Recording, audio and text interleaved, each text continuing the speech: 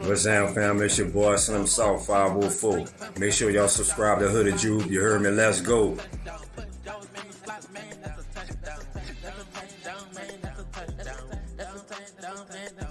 What's up, folks? This is Shano Barnes, and you already know this shit more than a game, man. You also already know that it's NOLA versus all y'all. And you also know that it ain't YouTube if you ain't subscribed to my dog, Hooded Jude. Come on, man, what are you waiting for? You already know.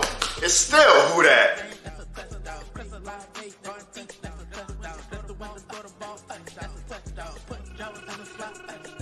What up, family? This your boy The Right, repping that Who Dat Nation all the way here in Florida. If it's YouTube, you gotta subscribe to my boy Hoodie Jude.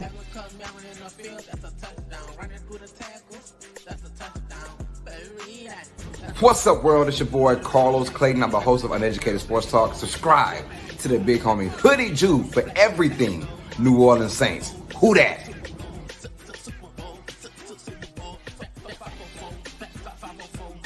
Hey, this your boy, Dog 17, the host of the Keeping It Real Who Dat Sports Podcast. Just want to remind y'all, go ahead and subscribe to my homie Hoodie Juice channel. And like always, love.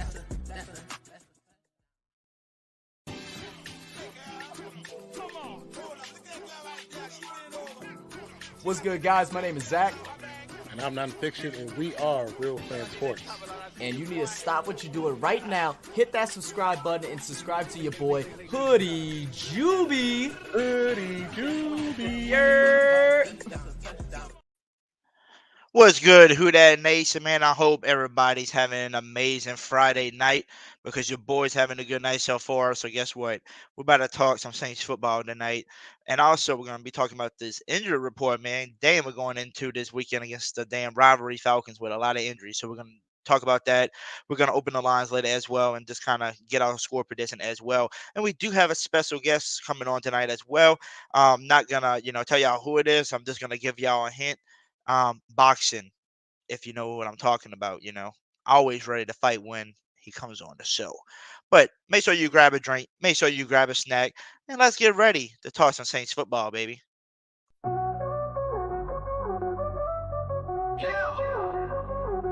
Sipping in the room, got the lights turned low. Hoodie Jude on the mic, let the live stream flow. With the Saints on the rise, be ready to explode. Derek Carr leading us down that electric pole. Penny Winnie, Jerry the OG, we coming alive. Who dat? Jacob T30, it's how we thrive. Update your feet, get in on this ride. New Orleans Saints with real fans, speak alive. We collide.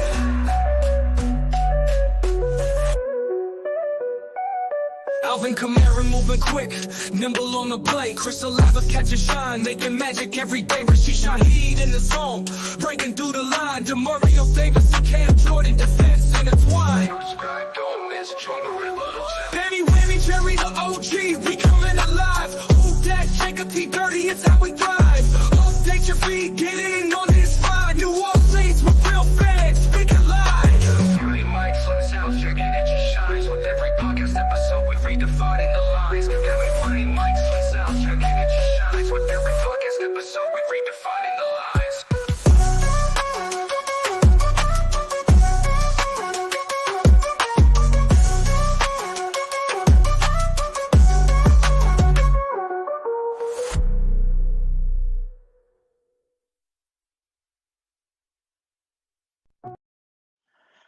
What's good, YouTube? It's your boy Hoodie Juby, and we are back with another live podcast. And for those who don't know, y'all will know there's no YouTube without your boy Hoodie Juby, y'all.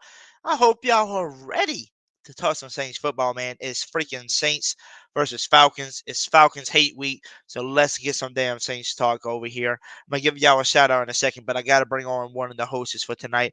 Only got about 20-something minutes because he's going to be busy doing something else after. So let's hurry up. Bring him on the show. He is the godfather of the Saints YouTube. He is the host of the Sports Coma. Y'all know who it is. He's the one that's ready to get in the boxing ring and fight every time I introduce him. Here he is, Big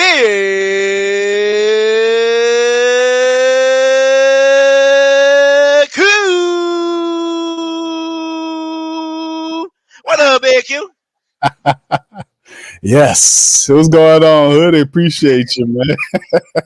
Hey, the Saints might need me to go introduce him and all that to get him I'm hyped up, telling right? you, they're gonna need some help, brother. They need some help with all these injuries, man. But appreciate the invite, my brother. How you doing tonight?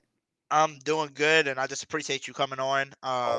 You Yes. know, it's always a pleasure to have you on. I do want to ask you though, um, what do you think now going into this game? Like, going into this game, I knew we didn't have Eric McCoy.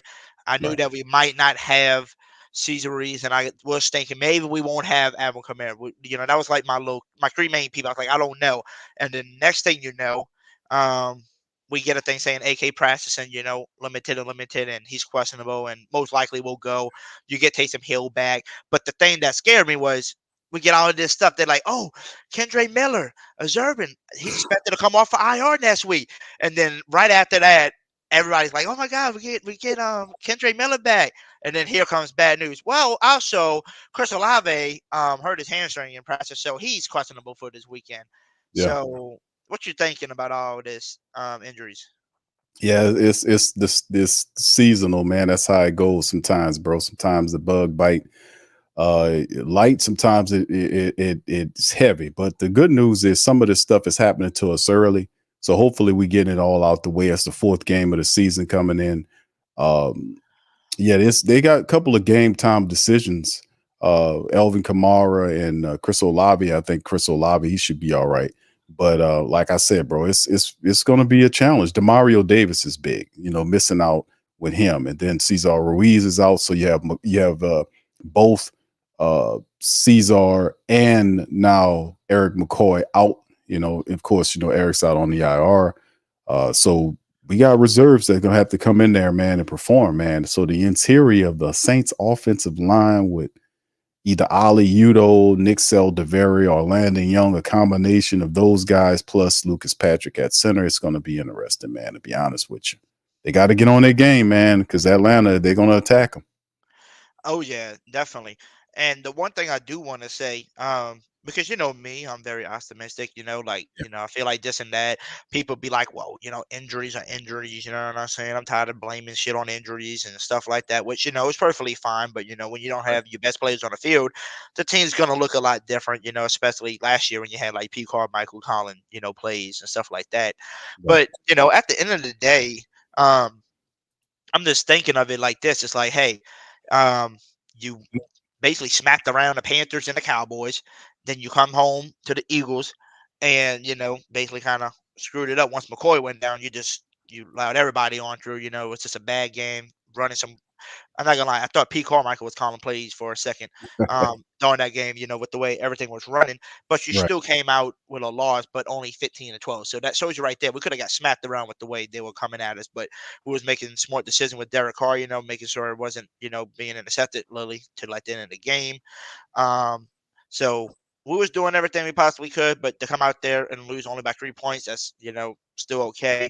But now you got a week to prepare because we didn't go into this game preparing for Lucas Patrick to move over to center and bring in other people, and we were prepared just to go in there what we've been doing because the O line's been looking good. So now you don't have Eric McCoy, and now you're not having Cesar Reeves.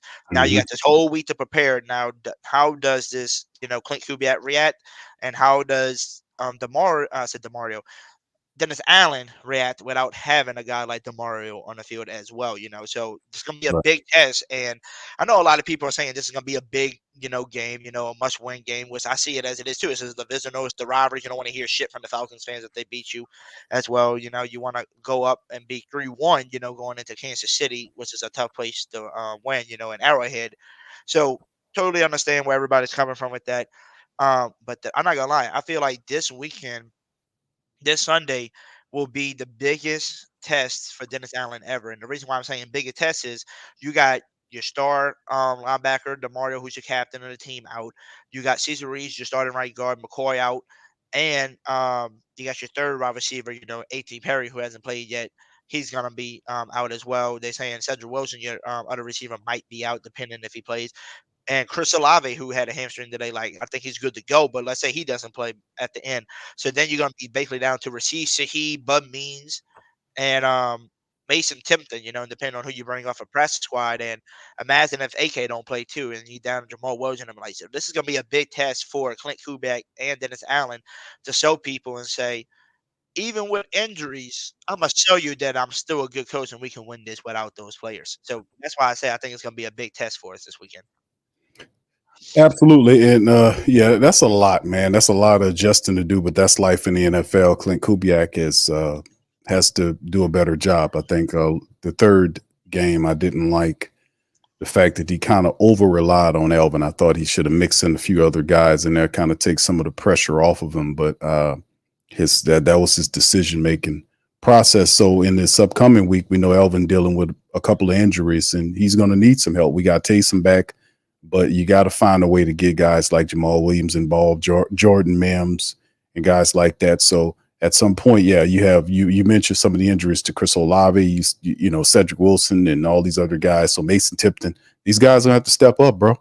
Our tight ends like Foster Monroe, they could be called upon big and play a big part in this game. I think the tight ends will have something to say in this game too. So we'll see exactly what combination. So it's going to be really fascinating, man. But overall, outside of the injuries, like I've been saying this over, I just got off the stream talking about the mentality. Like the Saints, we can, you can talk scheme, you can talk all this other stuff, but the Saints have to have the proper mentality going into this game, man. They got to be able to get in that game, Hoodie, with the right mentality, an attack dog, kick-ass mentality. That's what's going to be needed, man, before anything.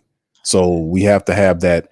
And, we talked to Lo and from the Atlanta side of things, shout out to him. It was basically kind of breaking down, how he thinks the Falcons will attack the Saints defense, their offense. And we'll just see, man, how it goes. So it's a great big old challenge for the interior of the offensive line. And man, yeah, it's a big test early. So we'll see what happens, especially in a rivalry game. And of course, you don't want to lose 2 games in a row, and then you got Kansas City behind them, and then all this kind of stuff. So the Saints have to really lock in and get this victory.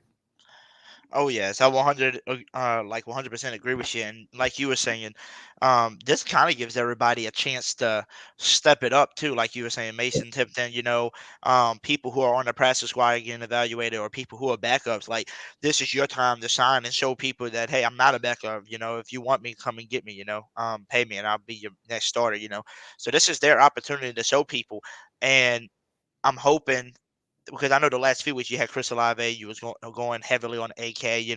Rashid Shaheed, and you got your regular normal targets that you go to. So maybe if let's say Chris Olave is not playing, and Cedric Wilson does not play, yeah, that's 3 more receivers. So now you're down to Rashid, Bud Means, and Mason Tilton. So now we hoping that a guy like Bud Means or Mason Tilton turns out like a Rashid Shaheed, who was undrafted, came here, and once he got playing time on the field, he showed and made an impact that game. The first game, scoring a touchdown on his first 2 touches. With the Right. ball in his hand. So we hoping we can see something like that. We hoping we can find the next receiver. But if you can't, and you go into this Falcons game and you notice that the receivers just ain't nothing, then maybe the Saints should look at, maybe signing somebody in free agency, making a trade if you're looking to make it far. I say a guy like Hunter Renfro, maybe trade for a guy like Devontae Adams, who doesn't sound happy over there with the Raiders. Maybe a guy like Amari Cooper, who don't sound too happy. Maybe a guy like Christian Kirk. I heard the Jaguars are 0-3 and he ain't really happy right now. Or D Hop. Just go after some type of veteran guy to help out that receiving room, especially when you get injuries like this. But at the end of the day, it is the Falcons we playing, and Dennis Allen, usually has the Falcons numbers. We usually know how to slow people down. Um, I know, Robinson and Algiers are 1-2 punch. They're really good. That's basically what they're gonna be relying on.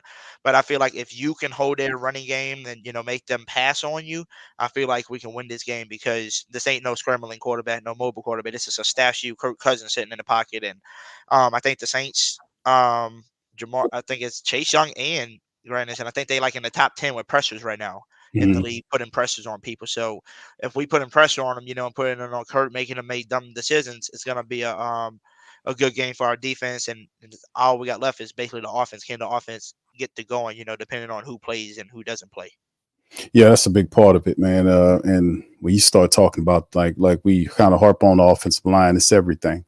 Outside of mentality, the Saints, Lucas Patrick at center, Ali Udo, perhaps, Nick Seldever, perhaps Landon Young, whatever the combination Clint Kubiak comes with, they're gonna have to be ready, man. Because if they struggle, it's going to be a long day for the Saints because everything's going to be off. Carr won't have the time, and he might have to involve the rollout plays, that kind of thing.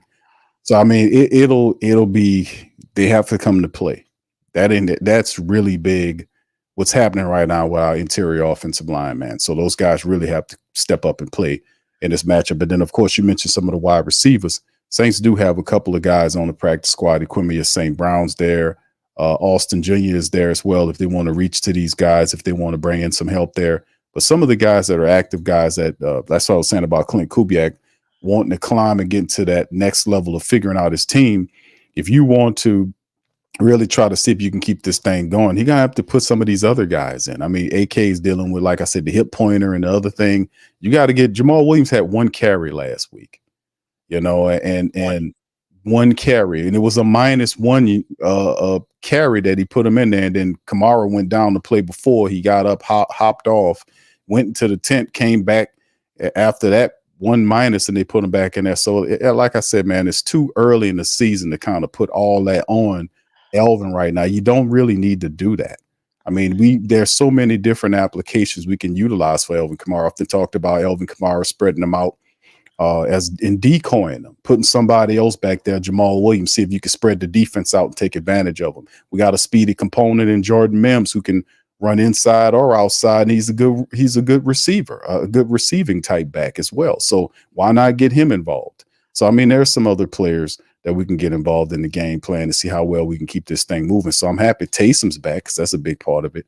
So we'll see how they adjust to it because there's a lot of stuff going on, man, starting with that offensive line, bro. So that's what my focus is centered. I think the defense will be all right with the doubt, and that's really odd to say because Demario Davis is the man in the middle, so to speak. But having Peyton Turner and Willie Gay Jr., those guys there kind of give me some faith there inside. So I think we'll be all right there, but we will see with our offense. Oh yeah, I'm ready to see what Pete Warner, Willie Gay, brings to the table, and it looks like DeMarco Jackson's off the injury report as well, so it looks like he would be there if you need him for a linebacker as well. I think the Saints defense is gonna be fine. I mean, yeah, it is hard to say something like that without DeMauro, the captain, the glue to the defense. It's just like McCoy. He's the glue to your offensive line. He's the big guy in the middle that holds it down for everybody. But I think the reason why I feel like the Saints offense can get a little bit more momentum back, kind of where they left off, maybe not 40 points because, you don't have the O-line that you want. But, I say we can maybe get 20-something points, with this offense still because now you get Taysom back. Now you can actually run some of the plays you was running in week 1 and week 2 where you don't know what we're going to do with the ball because now Taysom's back out on the field. Last week it was literally just Kamara on the field. You didn't know what the heck was going to happen. So now you got AK, Taysom, maybe we'll see some more trip plays again finally. As well. And, Taysom brings another running back, so now you got an AK, Taysom, and hopefully, like you said, we can utilize a Jamal Williams, and the other people, about the tight ends, the tight ends only got 2 targets, and the 2 targets only went to Foster Moreau last week, and that was it. Yeah, so that's a great point, Hood, because the thing is, man, when you look at the Saints offense over the first couple of weeks, they got guys involved. They were it was difficult to game plan for the Saints because guys were moving around. Rashid Shaheed was making plays. Let us not forget that I promise you that the Saints would have won that game had Rashid Shaheed, he caught that touchdown ball or either one of the deep balls to kind of stretch out the defense out and gave the Saints some room to operate. But that when you're not hitting on that's very problematic. So in this game, a lot of people are going to be keeping their eyes on Rashid Shaheed like the Philadelphia team did, and we almost got him one on one of those. Chris Olave got to cooking and made some plays, and just we gotta do better with just moving of the ball, but it also ties down to having the timing correct with the quarterback, because you can't have pressure in the face of Derek Carr, because he doesn't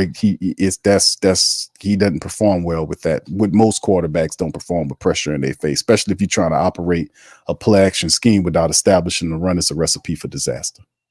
Oh yeah, definitely. And like you said, that's for most quarterbacks. When you got That's right. pressure coming up the middle, especially up the middle, like the Yes. Eagles were doing, it was hard because you already know you got pressure from the side. The side is usually where most pressure comes from. It's usually from the outside, Mhm. and then you let people just come up the middle like it was nothing. Yeah, it was a lot. It got bad last week, but for us to still lose by only 3 points with how bad that shit went, it still shows you how good and strong this team can actually be once you are healthy and once you able to take that beating. So now the question is, can we take a beating, like that and come back and show them who we are, even though we are hurt? I mean, and if you look at it, it's kind of like the Eagles. Everybody was talking shit about them, roast defense, this and that. That have AJ Brown, lost Devontae Smith in the fourth quarter, Yeah. Lost two. had Lane injuries as well. Johnson. Yeah, they Yep. lost Lane Johnson and Mekhi Becton, and still Yep. was able to do it. And then also, Hoodie, let's be very clear that a lot of what happened with the Saints loss in the game was self-inflicted. Not to just talk about the offensive woes and the pressure that was on Carr. How about some of the silly decisions that were made or not made from the coaching staff? I mean, Dennis Allen in particular had plays where he could have challenged on the slide and catch from Rashid Shaheed. Maybe that could have been something. How about punting twice in your territory? As opposed if punting from the 40, why not try a field goal there? So, like I said, it was a few things that could have been done better. It just was it wasn't a really crisp game by all indications. I did like what Clint Kubiak came out and said about what he needs to do, but it's still a very long season, and you're right. To lose by 3 points, you wasn't blown out. To lose by 3 with all of those issues and problems, man, that there is a bit of so it's a lot of positivity there, to be honest with you. Oh yeah, definitely. And I know a lot of people were like, "Well, it could have been a bigger score if the Eagle coach would have played smart and did that shit. Kicked the field goal, which totally understand. I think the dude had like two more times he could have got field goals, but went for it. But guess what? You can also say, well, he went for it, and guess what? Usually they get the fourth downs and ones and all of that, but they didn't even get it on us most of the game because our defense stepped up and did what they had to do, even though they were on the field a lot longer. They still did their things. And a lot of people, Big Q, I don't know if you knew about this, but a lot of people was talking, shit about DA last game, saying why you call him man in that play when you should have just been in a zone, knowing that Yep. got it, blah blah blah, killing y'all game. I totally understand that. But guess what? None of us knew. When we seen that play for the big 60 yards, and Mhm. remember how they re-showed it and they showed the three linebackers running into each other? Well, Right. the three players. People don't realize Mario was not on the field on that play. That's when he was already out. They said he wasn't on the field on that last drive when they scored on us like that. And I said, okay, well that makes sense now. Now I see why everybody got confused and ran into each other like just like that, like it was confusion. So Yeah. it shows you, what happens when you lose a player and you put somebody in who's not Oh ready yeah. to be in the game at that time. So now Right. you got a whole week to prepare for it. Now let's see what we do. And I'm just being honest. I really do feel like we can still win, but if you had to say, "Hey, who you got, your money on?" I'm gonna just have to put the money on the Falcons, who are more healthier than us right now. They got everybody that's healthy besides their center and their right tackle, I believe. Everybody else is good on their defense, good on their offense. So I think they'll be all right. But at the end of the day, if you tell me that, let's say AK doesn't play and Alave, it's gonna be hard for me to say like, oh, Saints just gonna go in there and just beat. But like I said, it just depends on how good Dennis Allen and Clint Kubiak can make a game plan, knowing that they're going to be having certain players out, this week. Yeah, that's what it's really all about, man. Like I said, I want this victory, and that's obvious because it's the Falcons, But I want this victory. This will be a good win for the Saints.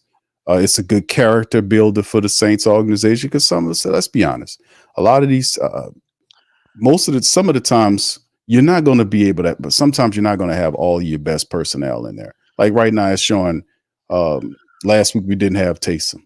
We didn't adjust well. We lost McCoy in the game. We didn't adjust well.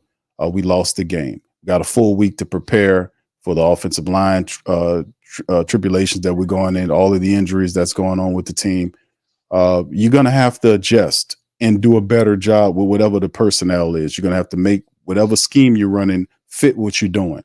And those guys that have to understand it. So you might have to a degree, might have to dumb down some of what you like to do based on who you have in there. That's just an adjustment that you're going to have to make based on the talent that you have. And the people that usually adjust well to that stratagem is the ones we have the most success. So we just got to do it. And it's going to be tough because they're going to be loud in there, man. So having this new interior offensive line, those guys going to have to be together. They're going to have to play better.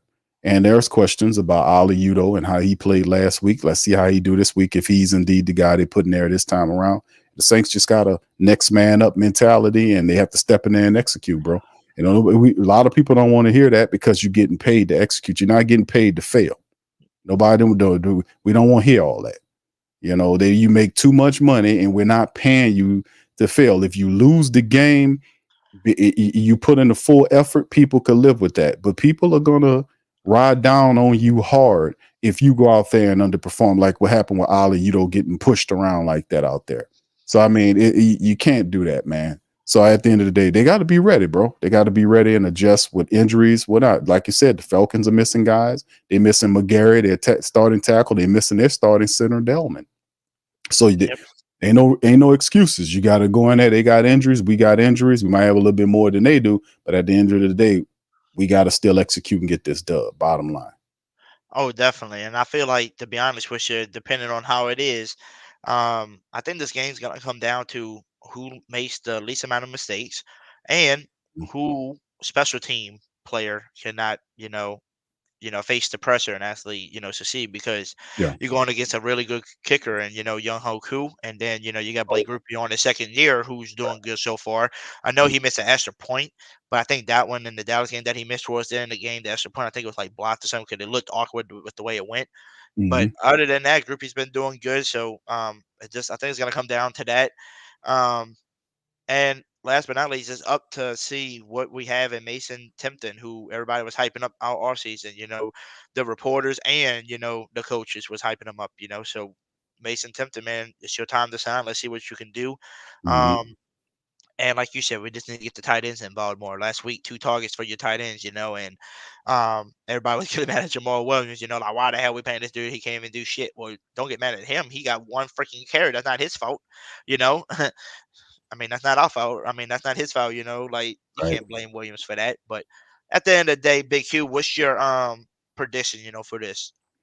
I think it's a close one. I think the Saints get it. I think the Saints pull out a close win. I've said 24-21 or something like what was it? What I said, 20-17, something in that realm. It's going to be. I don't see a 40 burger or a 30 burger or nothing like that.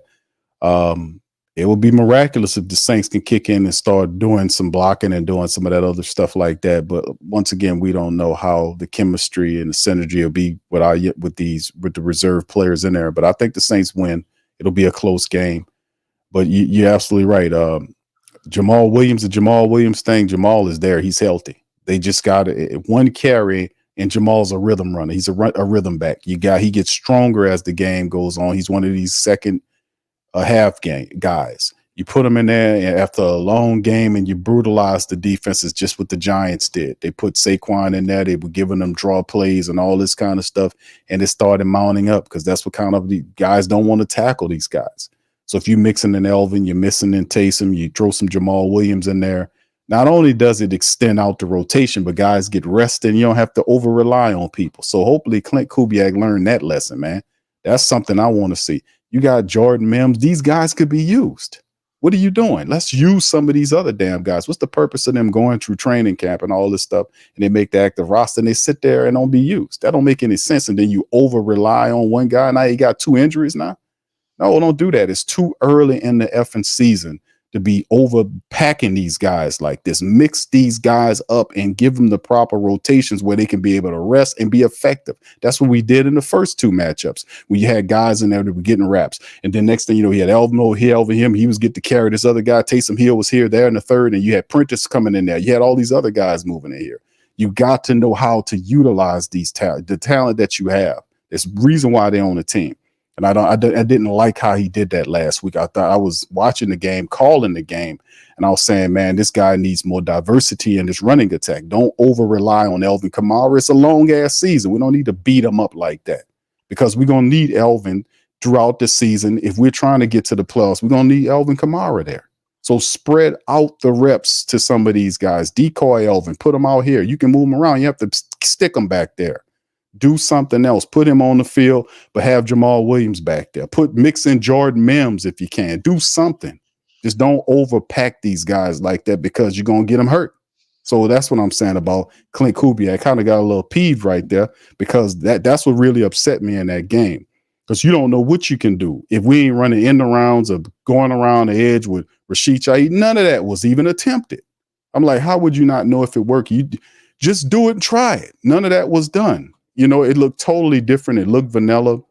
I didn't like it at all. You play to your identity, which we did not do. And now, you know, you gave Philly the victory, in which they didn't. I ain't gonna say they didn't deserve it because the Philly team turned around and tried to hand it to you. It's like, man, we don't want it. Guy making these dumb calls and on fourth down and all this foolishness. So at the end of the day, man, I just want to see a better, intelligent called game, something more to the identity of the team. Spread out the reps. Don't overpack these guys with overload and overuse these guys, man. Please don't do that. We got too many talented players around. We got to do it like that, man. We got to spread the damn ball around. We got to give these reps and make sure we do what we got to do. That's the bottom line. Not overload Taysom, and please don't overload Elvin Kamara. And he's dealing with injuries, and we just got Taysom back missing the game with a chest issue. Let's spread the stuff out, please. Definitely, I 100 agree and agree with you. I just got one more thing I wanted to ask you to see if you and see what your thoughts on this. What is your thoughts on Alvin Kamara not being able to get paid? You know, at the beginning of the season, man, he wants to finish as a Saints. You know, he's balling out the first 2 weeks. You know, last week, you know, he still did his thing. You know, but we called his numbers a lot. He got hurt, missed one thing of practice, getting back on the field. You know, at practice, trying to get back in here and trying to play through an injury to make sure you know he helped his team win. Right. And, you know, like, how do you feel? Because, like, most guys like that, you know, that ain't got paid could, you know, Alvin Kamara could have came into the season and be like, you know, it is what it is. You know, I can play a little bit, you know, but at the end of the day, if I get hurt or whatever, I'm going to just sit on the sidelines, you know, come still getting paid. But, you know, until I get my check that I really want to finish with y'all, then, you know, I can just sit out. But he's actually trying to get back in there and play. So, like, what is your thoughts on, you know, AK? You know, I mean, I think we need to get him his contract soon. I agree, Hoodie. I think Elvin Kamara is a professional, man. Elvin Kamara knows that he's going to get paid, whether it's for the Saints or for somebody else. That's his mentality. He knows his skill set. This thing about him being an older back and all this stuff. Elvin Kamara wasn't utilized like he was a Freeman or somebody that played for that line. He was just used all up. They brutalized him and then cast him away. He had nothing left. Elvin was always a back that was kind of used in combination with somebody else. He's always at top level fitness form. He played you if you run in the game in the middle of the damn summer, he ready to go. I mean, in the early in the year, he's ready to go whenever. So I just think he's a true professional. He deserved the right to be here. Less than 400 yards. He's going to have the Saints all-time rushing record. You know, that's an accomplishment right there. He said he wants to be a Saint for life. We did it for Cam Jordan. I don't know what the hiccup is with Mickey Loomis and making this happen with this foolishness, but you need to cut that out. Go ahead and pay this man his money and make him a Saint for life. I don't know if they get it done during the season. He would have to soften his stance on saying, well, we ready to make it. He's like, okay, I'm ready to do it, because he's a guy that says, I don't want to talk about no contract right now. So he supposedly cut off whatever contract negotiations with the Saints until after the season. So he would have to soften his stance on that. But I'm with you on that. Elvin Kamara, I was saying this, Elvin Kamara deserves to be a Saint for life. What more does he need to do to prove to Mickey Loomis and all these other folks that he deserves to be here? Yeah.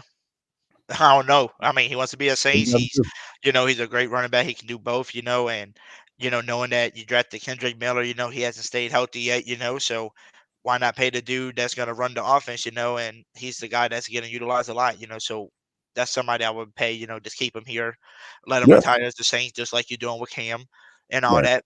So I think they're gonna pay him. I'm not for sure if they're gonna pay him like during the season because like you said, he don't really want to talk contracts, or No. if he's just saying I don't want to talk contract with just the media people. He's like, get that out of here. Stop asking me about the contract. I'm here to play for my city. I'm here to play for my team. So I'm here to play. Once that comes, it'll come. I think that's what he's trying to say. I don't think he's trying to say don't worry about it at all this year, but I think he'll get paid and I think he'll be fine.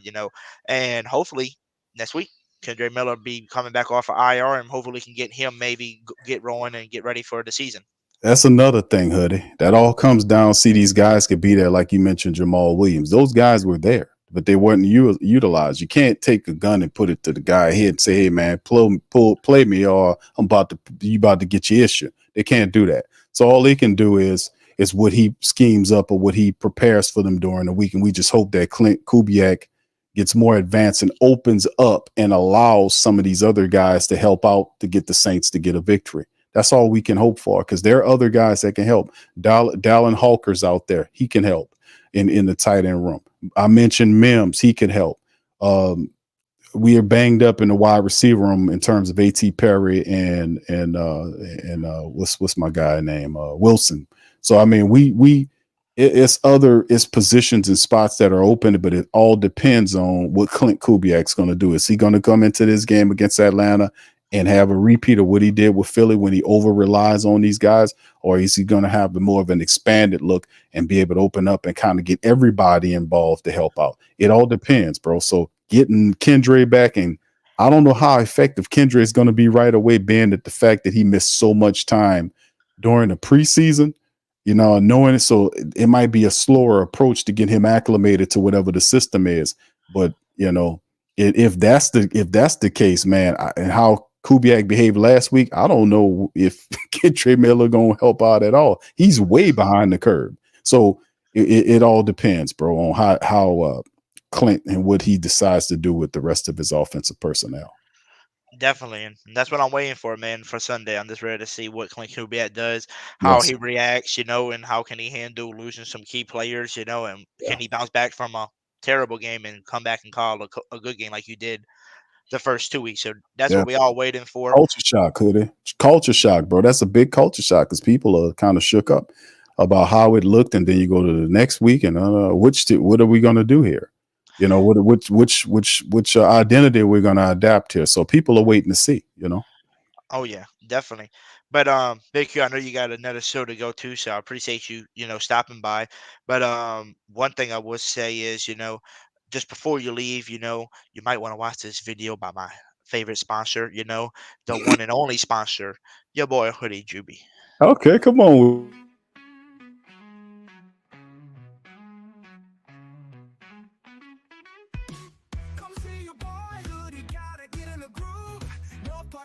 Got the right to make you move.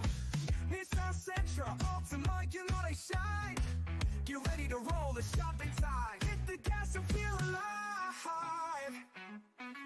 I couldn't choose the lane, let's take a ride. North Park Nissan's where the dreams collide. Drive off in style, let your spirit ignite. Coming by today, we'll keep it hype.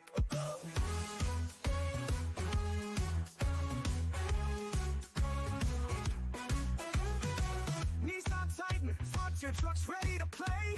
Rogue and Murano, where luxury meets the way. Versatile and kicks, style that's off the charts. Roll out today, let's rev up those hearts. Get your keys, let's hit the road. A goodie choose the lane, let's take a ride. North Park Nissan's where the dreams collide. Drive off in style. What's good, everybody? It's your boy Hoodie, and we are here at North Park Nissan, baby. Yeah, you heard it, North Park Nissan in Covington, Louisiana. Make sure you can see your boy for your best deals, man, on any type of vehicle. If you're looking for a 4-door car, man, we got Versas, we got Sentras, we got Optimas. Now, if you're looking for maybe a little 2-door, we got us Z's, man. Those are the sporty ones, by the way. We also have SUVs, but if you're looking for the small SUV, not the big ones, we have our Kicks, we have our Rogues, we got our Muranos. Those are very nice as well. But if you're looking for a bigger, SUV kind of style, maybe a 3-row. We have our Pathfinders and we got our Armadas. Also, if can't leave out the best thing. It's our trucks, our front tiers, and our Titans. So guess what? So make sure you can see your boy today. They get you great deals. And also, don't forget, we do have certified pre-owned vehicles as well. And those vehicles are amazing because why? You're going to be covered under warranty up to 100,000 miles on those. So make sure you come get your great deal with your boy Hoodie today. Man, one of the greatest sponsors ever, man. Come on, man. All right, come on, Hoodie. That's all. It's great, man. Hey, man. Hey, Hoodie. Yes. Bro, you keep that up, bro. It's gonna be the Hoodie Jew Nissan dealership. I tell you what, man, keep doing it, bro. Remember that? Do you remember that the last Saints last diehard that owned a car dealership? You know who that was, right? That was Tom Benson. Oh, Mr. Tom. Yeah. All right now. I remember that, yeah. Yeah, so you walking in that vein, brother. So that's positive, man. But look, let me get on out, bro. Listen, as always, man, thank y'all for letting me pop in here, bro. And much love, and who that to you, Hoodie. Much love, friend. Appreciate it. Yes, sir. Who that? Thanks again. That's it. Appreciate it. All right, everybody. So the lines is open. Click that link. Come on. Let me know what y'all score prediction is gonna be. You know, it's Falcons Hate Week. I want to hear y'all. Want to hear what y'all gotta say. Like I said, so it is pinned to the top. Also, make sure y'all smack the crap out of the like button while y'all in here. Also, make sure you hit the subscribe button out there too if you are new to the channel. And also, if you're on, the X side watching, hit that link on my profile page.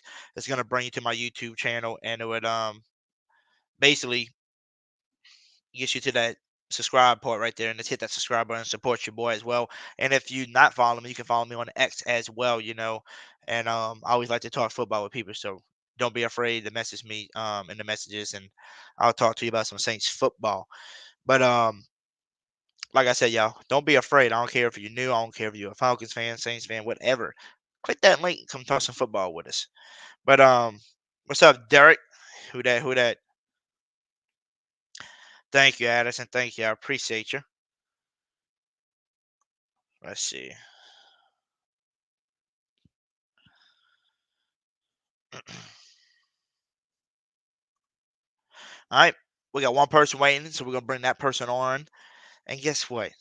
He's about to rock you like a hurricane. Y'all know who it is, right? By that. Or should I say, he's going to bring a storm through you. He's going to tear the house down. How about I just say this? Stand back. There's a hurricane coming through. What up, Hurricane Mike? Woo, woo, woo.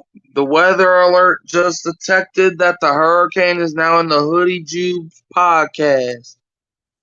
Yep, I already seen you just went right through Atlanta. Yes. Man, you see, I have my ways, all right? I have my ways. But, man, oh, man, when I tell you, bruh, I can't even sleep, bruh. Not because I'm worried about the Falcons, but I just can't sleep at night because I'm like, bro, what am I going to tell the Falcon fans when we beat them? What insults can I throw out that I haven't said in the past? Bro, I'm like, bro, because, like, we already know 28-3. We already know 26-10. We already know Todd Gurley's dumb. We already know that they've never won a Super Bowl. We already know that they haven't swept us in a decade. So what else can we say to them? They're poverty. Whenever you see the word poverty in a in a freaking dictionary, the Falcons freaking F. Why do you think their logo's an F? It's for failure. That's not just because Falcon. That's because failure. And yeah, I know DeMario's out, but look, to be honest, I love DeMario, but I think the Saints will be all right without him. I'm more worried about us losing Cesar Ruiz because I think we have good linebacker depth, but what I don't think we have is good offensive line depth. So we need somebody to freaking step up, whether that's Patrick, Saldivari, or freaking pick up somebody. I don't know, but. Look, I love DeMario, and I think he's definitely the better player out of him and Ruiz. But, however, I'm more worried about us not having Ruiz than I am about having DeMario. Because, if you look at it, DeMario, look, he's a great player. He's the Falcons' father, so we already know. But, we have good linebacker depth with P. Werner, Willie Gay, DeMarco Jackson, etc. But I mean, bro, we don't have that much offensive linemen. So, our receivers, man, man, like our receivers, we need some help there. Which is why I'm really shocked we haven't went after like a Hunter Renfro. Should maybe the Saints turn question for Devontae Adams trade? Maybe. I don't know what we would give up. Maybe like a second or third. So maybe we get Adams or Cooper. So who knows? Oh yeah. I mean, it just depends, I'm the same way, I'm kind of shocked that we didn't go after a guy like Hunter Renfro yet. But, um, maybe after this game, if the Saints don't perform too good, the receivers ain't doing what they're supposed to do, maybe that will make them, say, hey, let's go get somebody now. Let's go get Hunter Renfro. Let's go do a trade for a guy like Devontae Adams or D Hops or, Amari Cooper or something. But the funny thing is, a lot of people don't realize all three players all four players that I named, three players out of the Hunter Renfro, the Devontae Adams, and the Amari Cooper, you know what they all have in common? All played with DC4. Play with them, and they all players. So, Mhm. that's one thing that you could do. If you want to go after a receiver, go after one of those three receivers because they would already have the chemistry you need with Carr. So, it's going to be a fun matchup this weekend. It's going to be fun to see how we do without, key players on that defense. Big test for Clint Kubiak and Dennis Allen, as the coaches. They need to step up and show us what they can do when they're missing pieces, and this is going to be a big test for them, and it's going to show us who they really are as Yeah. coaches.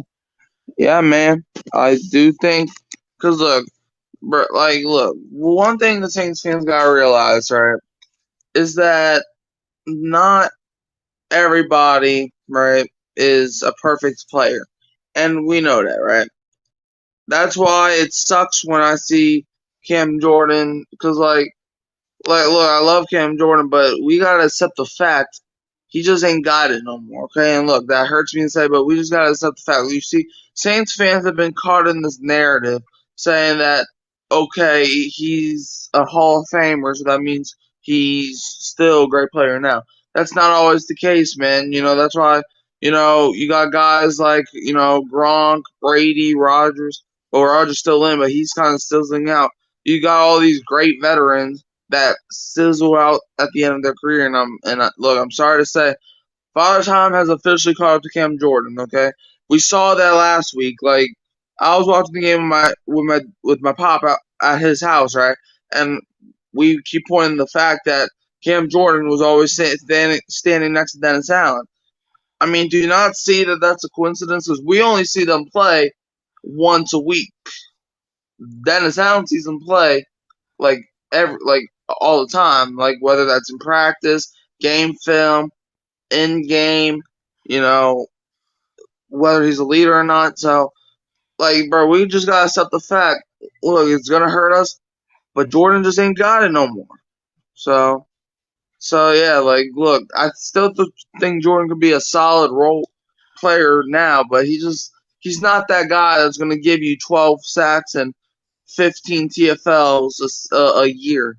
2021 was really his last great year in the NFL, and even that, he didn't get like a sack to his fifth game. So we just gotta accept the fact, Jordan, he will be a first ballot Hall of Famer in my opinion, but will he? I don't think he's going to be a contributing factor from here on out. And look, that hurts me to say as well, but we just gotta accept the fact. Saints fans, we just cannot have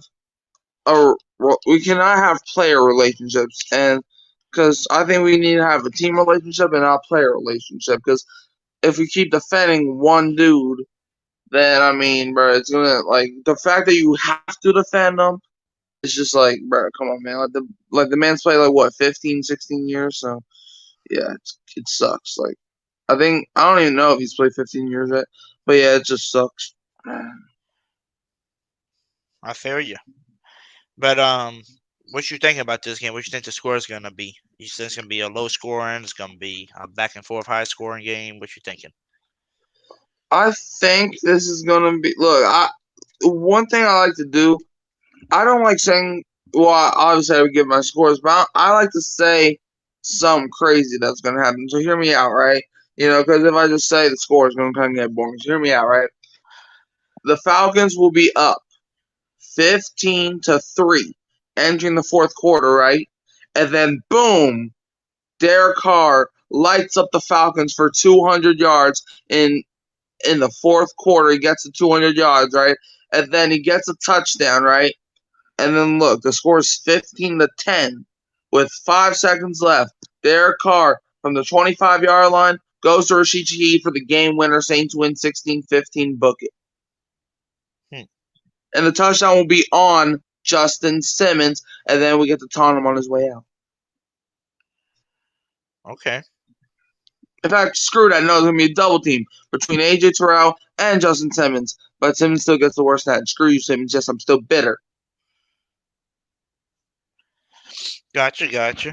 I'm going to bring on somebody else real quick, So just make sure mic till we get everybody on, right? Mm-hmm. All right, so next up, we got my guy that I always got to alert to let him know that we're about to come on because last time he wasn't paying attention. So guess what? I hope you're paying attention back there. You know who you are. My guy, J.L. Smith. What's up, guys? What up, man? How you doing? I'm doing good. So we're talking about the upcoming game on Sunday, which I still won't be able to watch because Tennessee apparently doesn't like showing Saints games. Jesus Christ. I'm going to be stuck streaming it again. This is why, you know what, I'm not going to say it because I'm not going to incriminate myself. But anyways, since I have a chance to talk about my thoughts or previews of the game, one, I hope this time we are able to establish the run because last game, a big deal of it was not being able to establish the run like we did in the first 2 games and putting a lot of pressure on Carr. And I'm not saying that a quarterback should not be able to handle the pressure that comes with having to pass the ball around 25 times, but that is not who Carr has been his entire career. I mean, even what was it, 2016 when Carr was like an MVP candidate? I think he finished 3rd in voting. He wasn't even doing that. The Raiders were able to establish the run and help Carr out on play action, and that's what we are ideally going to have to do. Hopefully, Alvin Kamara is questionable but should be playing. Taysom Hill's back, so that should aid the run game, and hopefully we can get Jamal Williams and Mims incorporated in the run game. Olave is going to be a big deal because whether or not Olave plays, we're still going to have to see production from the other receivers. And I think we can all expect to get some production out of Rashid Shaheed. Obviously the 3rd game, I'm not going to say the 3rd game he was locked down. It seemed like the 3rd game he had he had too many butterfingers before the game because he was dropping a lot of passes, strike the interception Carr through because obviously Rashid didn't get a chance to make a play on that. But the other ones he did, it hit his hands, and that's not something we're used to seeing from him. Obviously Taysom Hill can make an impact in the passing game if he's able to be targeted. Then you have Cedric Wilson, Bub Means. We're gonna need them to step up. They're not really number 3 receivers, but I saw someone in the comment section, I think it was, talk about how we don't have legit number 3 receiver. I mean, to me, I don't mean this to sound disrespectful, but I don't really think there's like a such thing as like a true number 3 receiver. I think like you generally get your 1 and 2 and whoever else can make plays because who walks on the roster is like, yeah, I'm the number 3 guy. Like that doesn't really happen. I've never seen it happen. I've never seen a team have 1, 2, and 3. It's generally 1, 2, and whoever else can make their impact is generally what I see. Yeah, Clint Kubiak's going to have his hands full. I'm not going to discount the Falcons defense. Hopefully ours can step up without Demario Davis. And again, I don't mean this to be disrespectful to Davis, but I think we have a pretty good defense that can survive not having Davis. I mean, that's going to be a big blow to the linebacking core, but our defense has proven stout everywhere, right? Besides chunk plays here and there. So, I mean, I'm not saying Davis is a guy you can just substitute like that. I'm not saying he's just a plug-and-play person, but I don't think our defense will take a super massive hit from Davis. It'll take a hit. It'll take a hit definitely, but I don't think it's going to take a super massive, catastrophic hit that will just make them unable to perform. We still have a legitimate defense without Davis. I mean, he is that extra oomph. He is the defensive captain, and he's honestly the hype man. He is the Drew Brees pregame guy now, but I don't think it's going to be catastrophic without him there. I think we can survive that. I'm more so worried about the offense's capability to produce. This man brought up Juwan Jennings. I'm not going to lie. This isn't because I do watch football. This is not me saying I don't watch other teams, but I'm not going to lie. When I think of the 49ers wide receiver core, I think of Deebo Samuel, Brandon Ayuk, and honestly, I think of Kyle Juszczyk and George Kittle more than Juwan Jennings. No offense to Juwan Jennings, but for some reason, I see Kyle. I don't know how to pronounce that dude's name. Kyle Juszczyk, whatever. I see him catching more passes. I hear about him catching more passes than Juwan Jennings. It's no disrespect to Juwan Jennings. I mean, that is a good one to bring up, but he's still not like, oh, I'm number 3. I'm big impact number 3. Like it doesn't happen that often.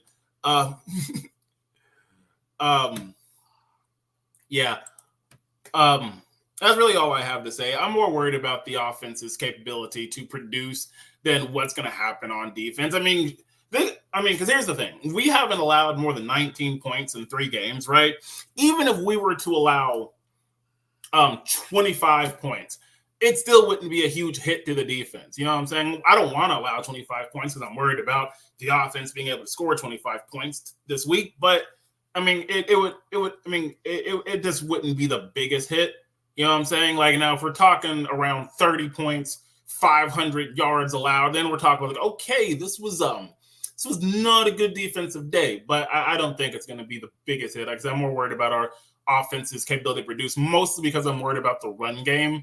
Like, again, I feel like we need to get the pressure off of Carr and get it off of him early. Set up the play action to give him time to pass. Like I said, we've had time now, like a week, to adjust to not having Eric McCoy. We've had time to now adjust to not having Cesar Ruiz. So hopefully the offensive line has some chemistry, can gel, block properly, set up the run game, and give Derek Carr the time he needs to pass, time he needs to make a decision, or at least just get the pressure off of him. Because if we can establish the run game, again, you run a play action. It's like, oh, snap, they're running the ball.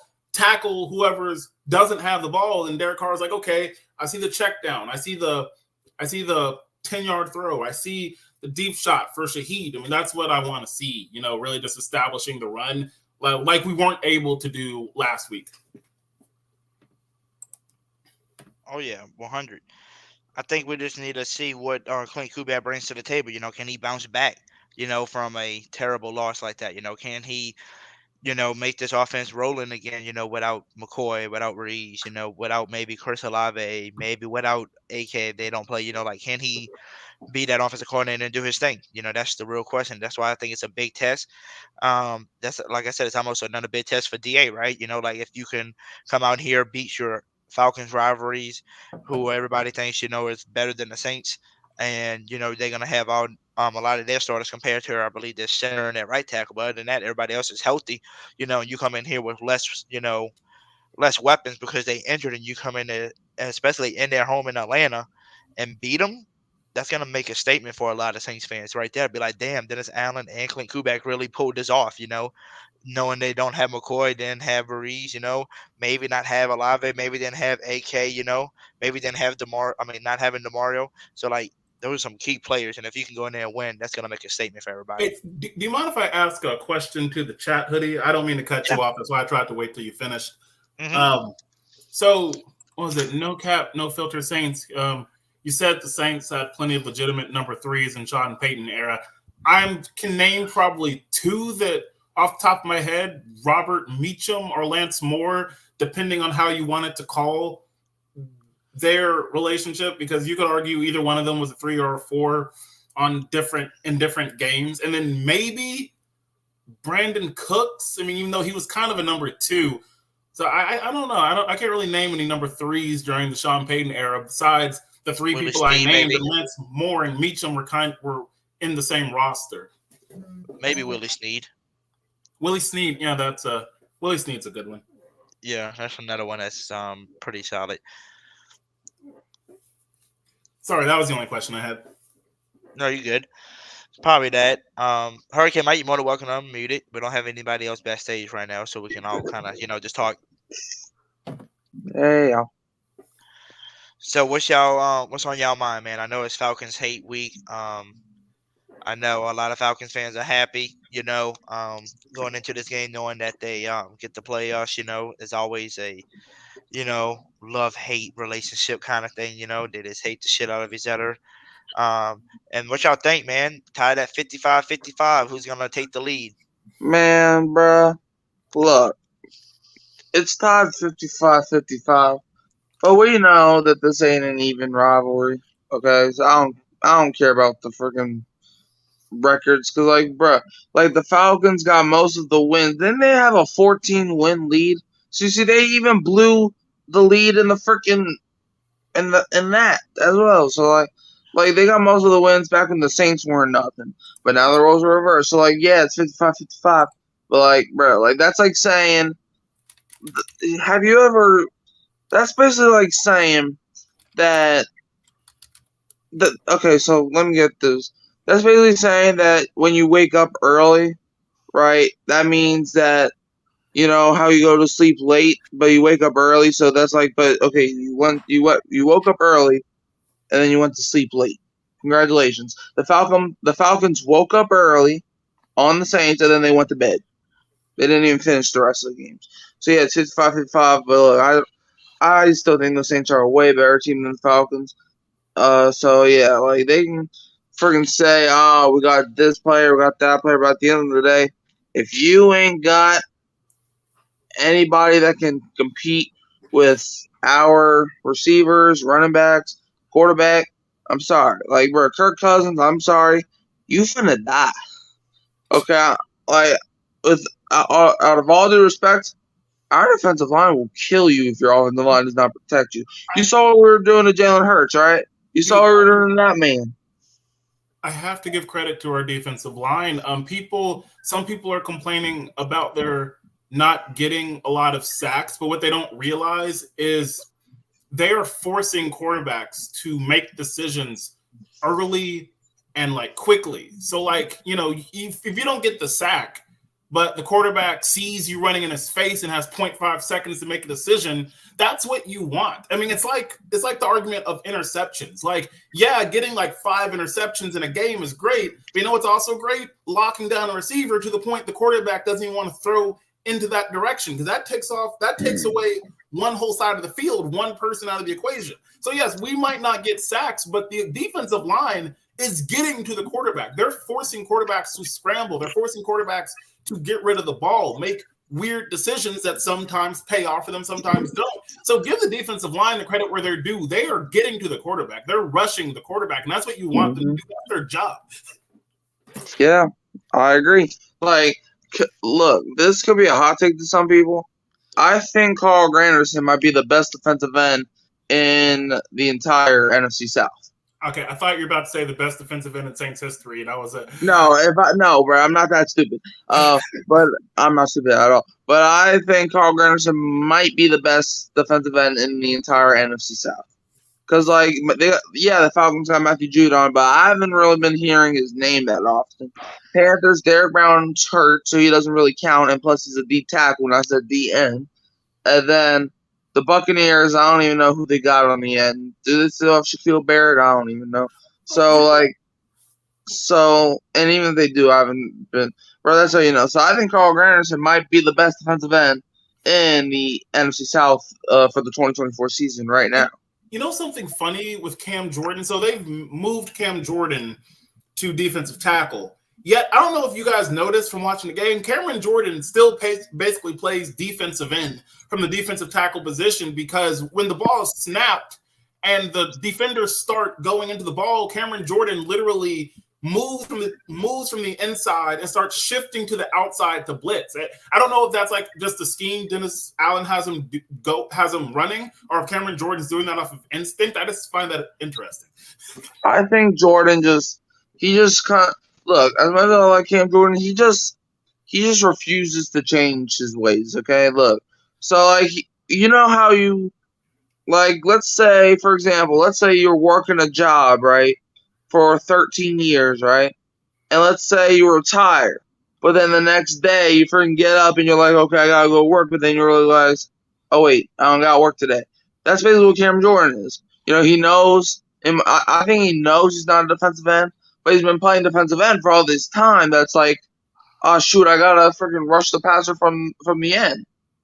But that's just my opinion. I think he knows he's not a defensive end anymore, except when, you know, as soon as the ball hides, his first thing is to get around the offensive line. And that's you know, because Cam Jordan, he hasn't really been used to change over the years. So. I don't know if it's his unwillingness to change or if it's one of those. Have you guys ever? Okay, let me give you an example.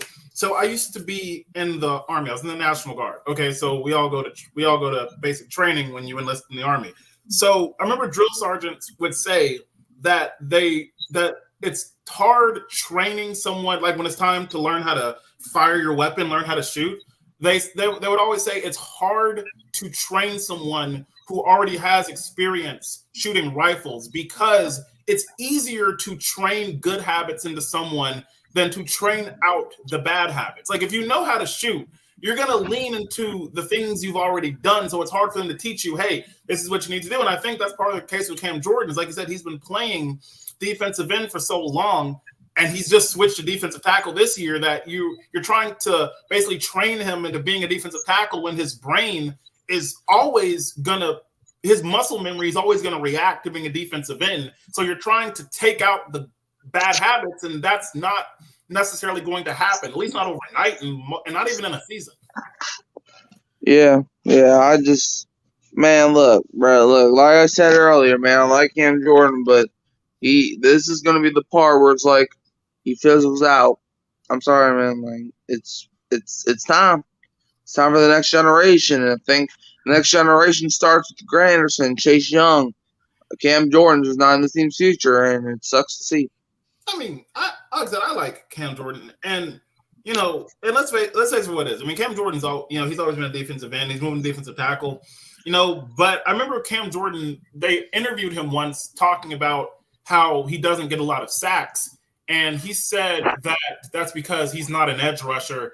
He's a true defensive end. He said there was a point in time where the job of the defensive end was to contain the run, and that is what he's always learned how to do. He's like, if I can get the sack, I'll get it, but my primary job is not sacking the quarterback. My job is to contain the run, contain the quarterback to keep it from going outside. He's like, I'm a true defensive end. I'm not an edge rusher. And I was like, makes you think.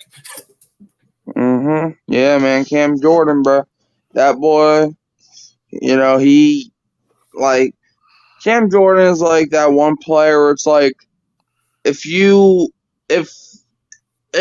had one guess from the year he was drafted who would be a Hall of Famer, Cam Jordan would probably not be your guess, but then he turned out to be a freaking Hall of Famer. It's like, because in school, right, there's always this one kid, right, who looks like he doesn't even have the business being in like 7th grade, and then he ends up being the smartest person in class. That's how I viewed Cam Jordan, because like when he was drafted, look, I didn't watch him get drafted, obviously, but from everybody that was like in his draft or whatever, they keep talking about him more than they talk about Cam Jordan. I'm like, bro, am I just tripping? And I'm like, nah, bro. Like Cam Jordan, bro, y'all really gotta put this respect on this man's name, man.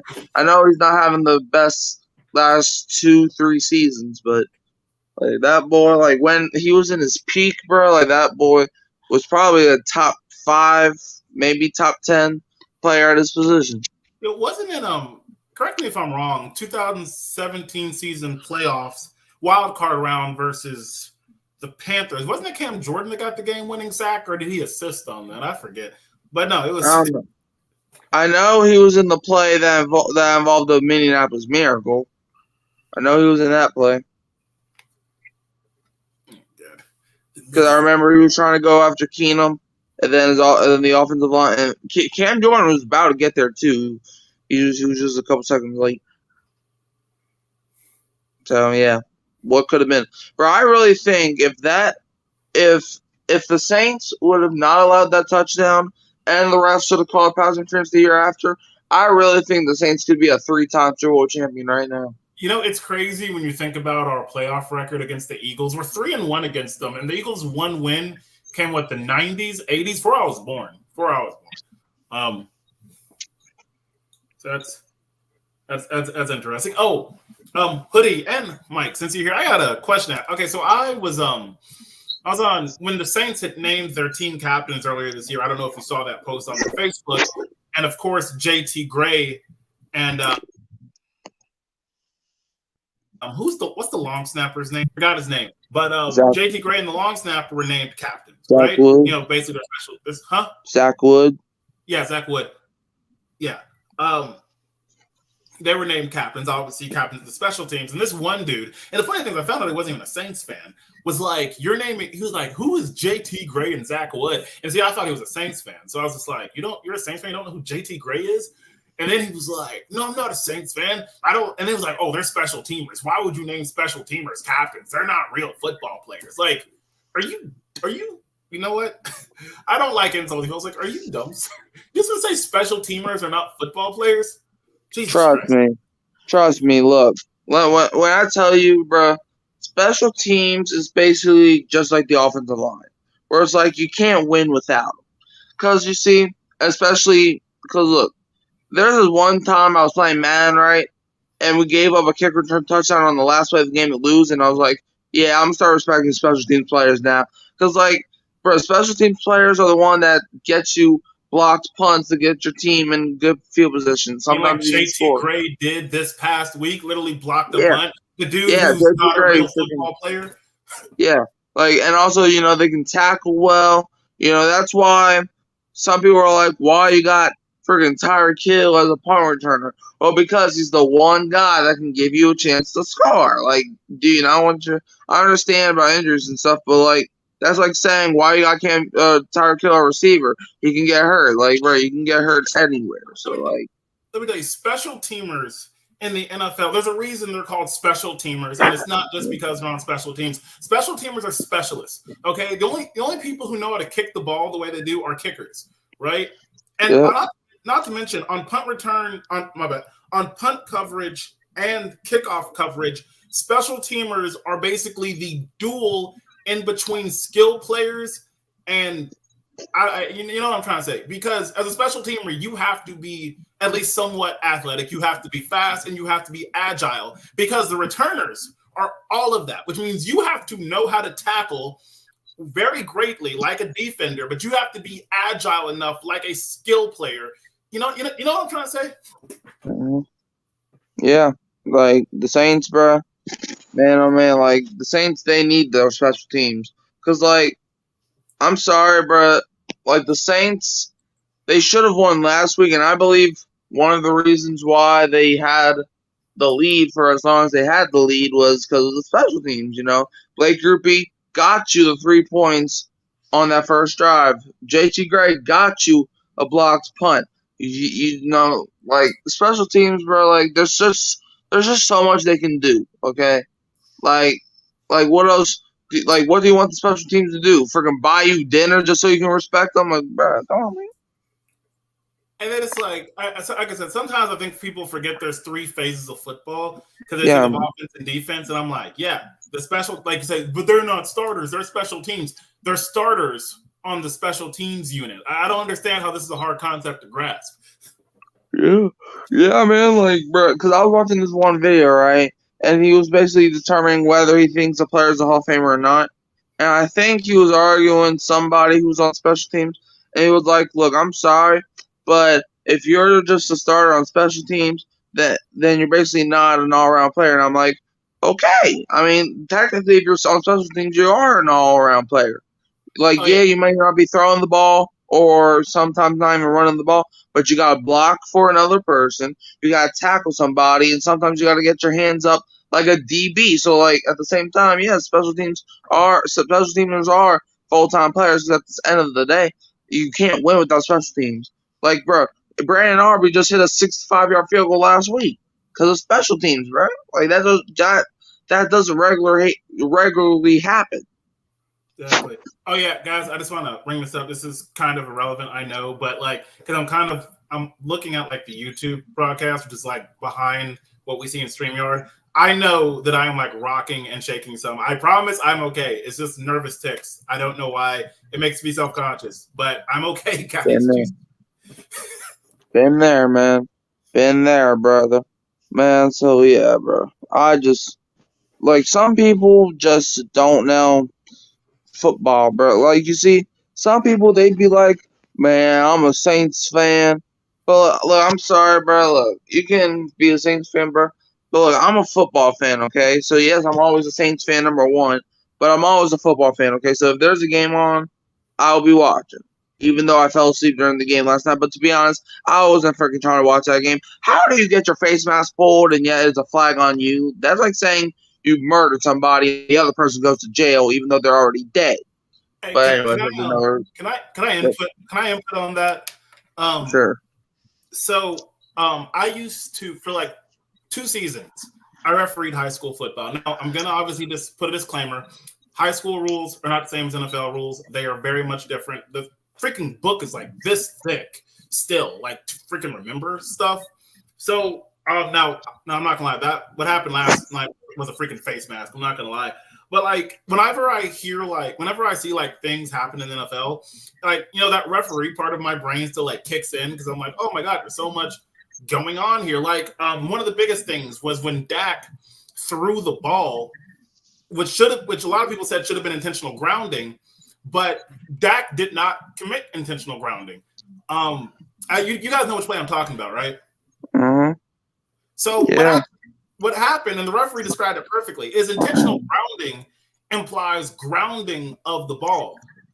So when Dak threw it, his lineman caught it, which is illegal touching, and that's why it wasn't intentional grounding. Because for intentional grounding to happen, it has to be an incomplete pass, as in the ball has to be grounded. That's why there's that word in there, grounding. So there was a penalty, which was obviously, again, the illegal touching, 5-yard penalty, repeat of down. Or is illegal touching loss of down? I can't remember off the top of my head, but it wasn't grounding. And so some people were like, oh, so Dak just found a hack you can throw to the line, and as long as he completes it, it's not intentional grounding for a safety? Technically, yes. Yes, he did. People aren't going to do that all the time because it's inherently stupid, but you know. Yeah, but like, I remember this one time, right? I was watching the Colts-Titans game, right?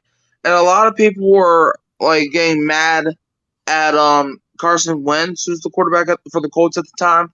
They're getting mad at Wentz because he threw a pick 6, which made them go down by 7. And a lot of people were saying, bro, that's like one of the worst seasons in football. Is it, though? Because you see, here's my perspective, right? Okay, if you get sacked and it's a safety, okay, you give up 2 points and you don't have 3 timeouts and it was already past the 2-minute warning. So basically, you're giving the ball back to the Titans, and you basically lost the game there anyway. But I don't know if his intention was to throw that pick 6, but if you throw an interception and it ends up being pick 6, you're only down by 7, which is more points, but you get the ball back with the chance to tie it. They ended up tying it, but they lost in overtime. So I'm like, okay, yeah, he may have threw a pick 6, but if he would have gave up a safety, y'all would have been clowning him even more. Because, like, if it's... Yeah. Sorry, I don't mean to cut you off. I thought you were all right, you're good. Strategy in sports is always so freaking strange because as a coach and even as a player, you might have to do things intentionally that you normally wouldn't do. I'm not talking like onside kick and going for it on 4th down. We're talking in situations like, hey, you're down by 2 points and there's a minute left and the other team is at their 5-yard line. No, my bad. What am I thinking? Oh, yeah, you're up by like 2 points. My bad. You're up by 1 or 2 points. And the other team has the ball at their 5-yard line, and they're marching, right, with like a minute left. Do you let them score? Go ahead and let them score the touchdown and then so you have the opportunity to answer, or do you try to keep them out of the end zone, burn your timeouts, possibly lose more time, and let them kick a field goal with like 20 seconds left so they can win? It's like one of those like risk versus reward. Like at that point, I'm not gonna lie, as a coach, if they want to score, let them score. Step out the way, back up, and let them run into the end zone. Like shoot, or push them in the end zone, huh? Or push them into the end zone because like a lot of players would probably go down, so just push them there. Like if I was a freaking offensive player and we had to let them score, man, I'm bodybuilding them to the end zone. Exactly, but you get what I'm saying. Like, shoot, that issue came up Rams in Atlanta a couple of years ago when what's his name scored by accident when they told him to go down. Yeah, I remember that, and that's when I started being like, okay, because like, oh, and look, a lot of people like that, but like that goes back to my point about the Carson Wentz thing. Yes, he threw a pick 6, but you gotta think about it, okay? You don't have 3 timeouts, and the 2-minute warning's been passed. You're tied up. You're at your own end zone, so if you get sacked, it's a safety, right? So you're down by 2. They get the ball back, and they run out the clock. But if you throw a pick 6, you're down by 7. You get the ball back with the chance to tie it up.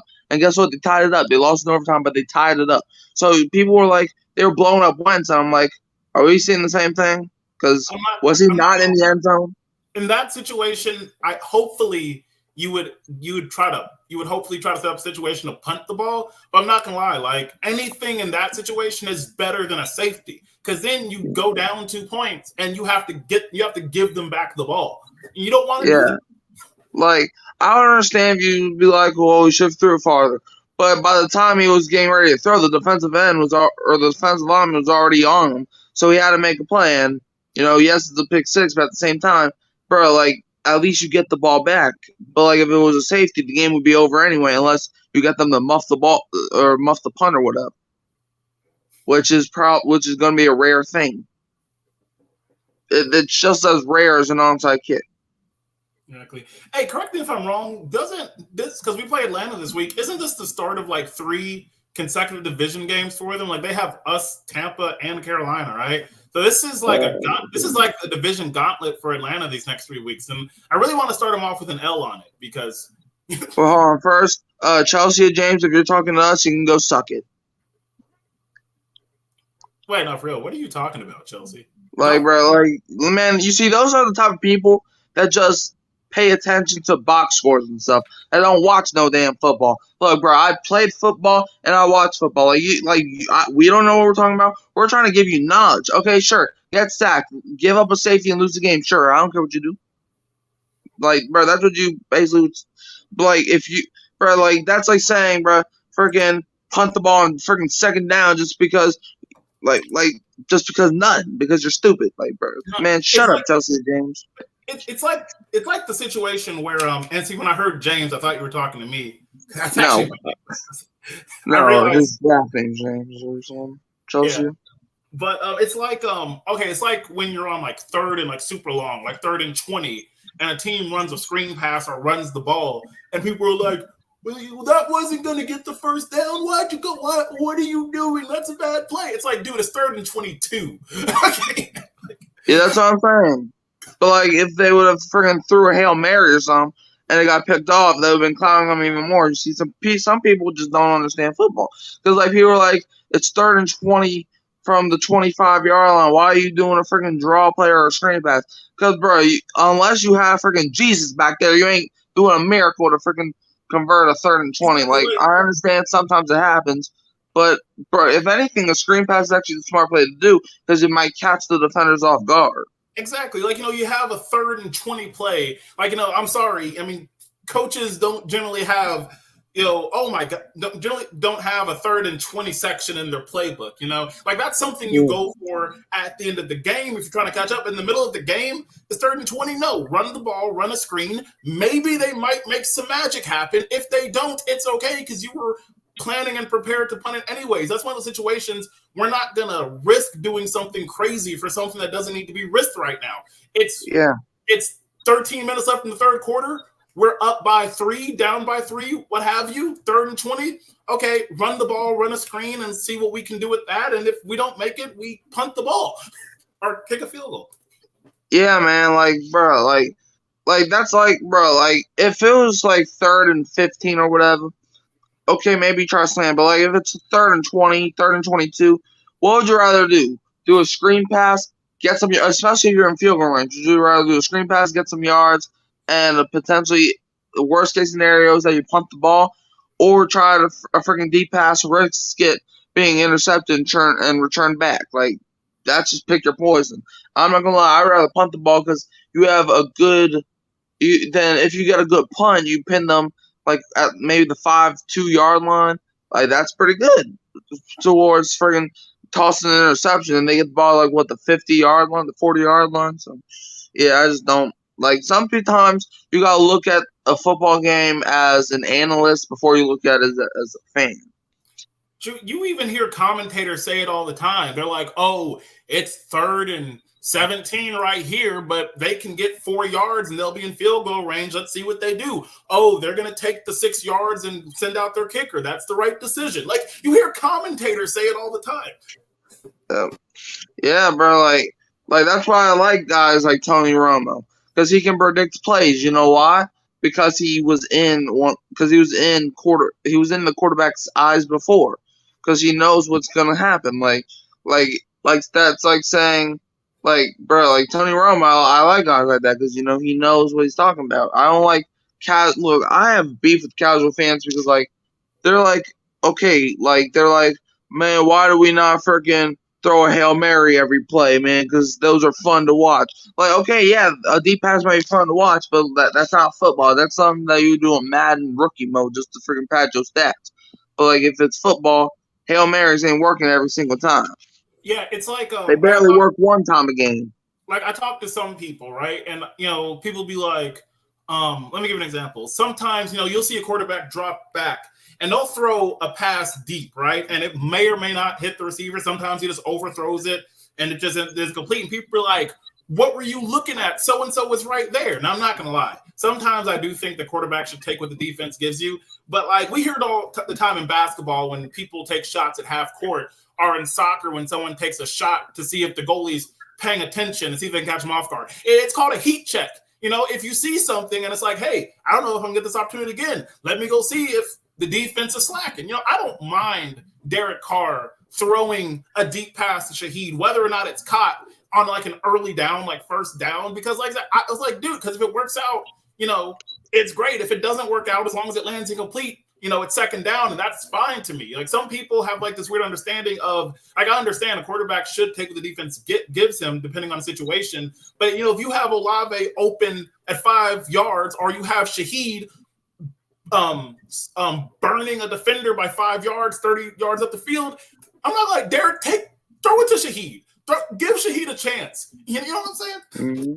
Yeah, like, because look, Shaheed reminds me of that sneaky person that you never see coming. Because, like, I'm not gonna lie, like, ain't nobody knew who Shaheed was until that Week 6 game, In fact, I actually watched Shaheed's first career touchdown in person. Slight brag. But anyways, back to my point. Shaheed is like that one guy where it's like, man, I don't care if you're just kidding. Fuck you. But anyways, like I was saying, Shaheed, I mean, ain't nobody freaking saw him blossom like he is now. But yeah. So yeah, man, that's what my opinion on Shaheed. But think about it. Shaheed was an undrafted free agent. That's what I'm saying, man. That's what I'm saying. Nobody, bro, out of 7 freaking draft rounds, ain't nobody pick him. And Chelsea, you're saying really just kidding? I still don't care. You can still go suck it for all I care. Because, bro, you don't kid about something like that. Calling somebody that they're dumb just because, what, you're trying to say he? Man, shut up, bro. Chelsea, bro, I guarantee you're probably watching this show in your underwear right now. If you don't shut up, because you ain't got no big boy pants on. That was so random. Because he ain't got no big boy pants on. But yeah, it's hold on. I'm trying to read this. I don't know if this dude's disagreeing with me or not. I don't really care if he is. I mean, that's fine. I don't mind. I just want to read it. Derek Carr needs to give the ball to Chris Olave more. He's almost always open. Throw my man the ball. He comes up with it 9 out of 10. Carr should have given it to him more during the Eagles game. I mean, Olave and Shaheed both had 4 receptions in that game. Olave had more yards than the touchdown. And also, wait. But Shaheed didn't catch a ball last game. Oh, that's right. I don't know. I turned back to the Cowboys game. No, but He Olave had 4 targets. He had 4 targets. Yeah, but no, Olave led the team in targets and receptions against the Eagles. Yeah, So I'm not he really did. sure what you mean by throw him the ball more because he got the ball the most as far as throwing. He even had the potential game-winning touchdown, if y'all didn't remember. And speaking of game-winning touchdown, you remember what C.J. Gardner-Johnson was saying? Wait, say that again? You remember C.J. Gardner-Johnson, what he was saying about the Saints or whatever? Yeah, dude. I don't hate CGJ. My thing is though, is like he's becoming that person like, you know, when you're friends with them and they're all like, yeah. And then the second they leave your friend group, they're like, yeah, man, I always hated him. Like he's coming off as fake as fuck now. I don't dig that. But my point is, he called us dirty, and yet I watched a couple plays. One of them, he went for somebody's legs. I think it might have been Olave or it might have been a tight end. It was one or the other. But secondly, he tackled Kamara by his neck. Dude, if that ain't dirty. So I'm like an admin in like an NFC football group. It's called NFC Prime, right? And so after the game, because I don't go ghost, blah blah blah. So I was like, okay, we lost this. Back to work this week. Good game, Eagles. This Eagles fan's gonna pop into the comment section. He's like, yeah, good game, but man, Trevor Penning with that dirty play, blah blah blah. And I was like, okay, I'm not gonna disagree that was inappropriate. But then I was like, but he's like. And then because he basically was trying to say the Saints are dirty. And then I brought up what CGJ did to Alvin Kamara. He was like, what are you talking about, man? He barely pushed him out of bounds. It's like, barely pushed him out of bounds. So were we watching the same game? Brother had the dude by his freaking neck and freaking choked that man out while he threw him out of bounds. I'm like, bro, that's probably why he's hurt right now. And then when I actually screen recorded the play, because we have YouTube, phones can screen record stuff, and post in the comment section, I was like, this is barely pushed out of bounds to you. He was like, man, he was on the sideline and just finished the tackle, man. You're making it out to something that it wasn't. It's like, dude, he had him in a chokehold and threw him when they were like 3 yards out of bounds. That's why it was a flag. Like, come on, man. Yeah, man, that's like, look, I understand what the Saints were doing was dirty. Okay, well, not really dirty, but like excessive. But y'all are acting like it's freaking Bountygate 2.0. Like, if anything, the Eagles freaking started it with C.J. Gardner-Johnson not only trash talking, but look, I like trash talking. I think it's fun. But you can't be trash talking when you ain't do nothing and when you're doing the same thing over and over. So you keep saying how we're playing dirty, this, that, and the other. But, brother, the number 8 on the Eagles, named C.J. Gardner-Johnson, freaking had Kamara by his neck and threw him out of bounds. And I was watching that play, and I'm like, bruh, man, C.J. Gardner-Johnson, bro, that, like, how can you call it, bro, C.J. Gardner-Johnson should have the word dirty stripped out of his mouth.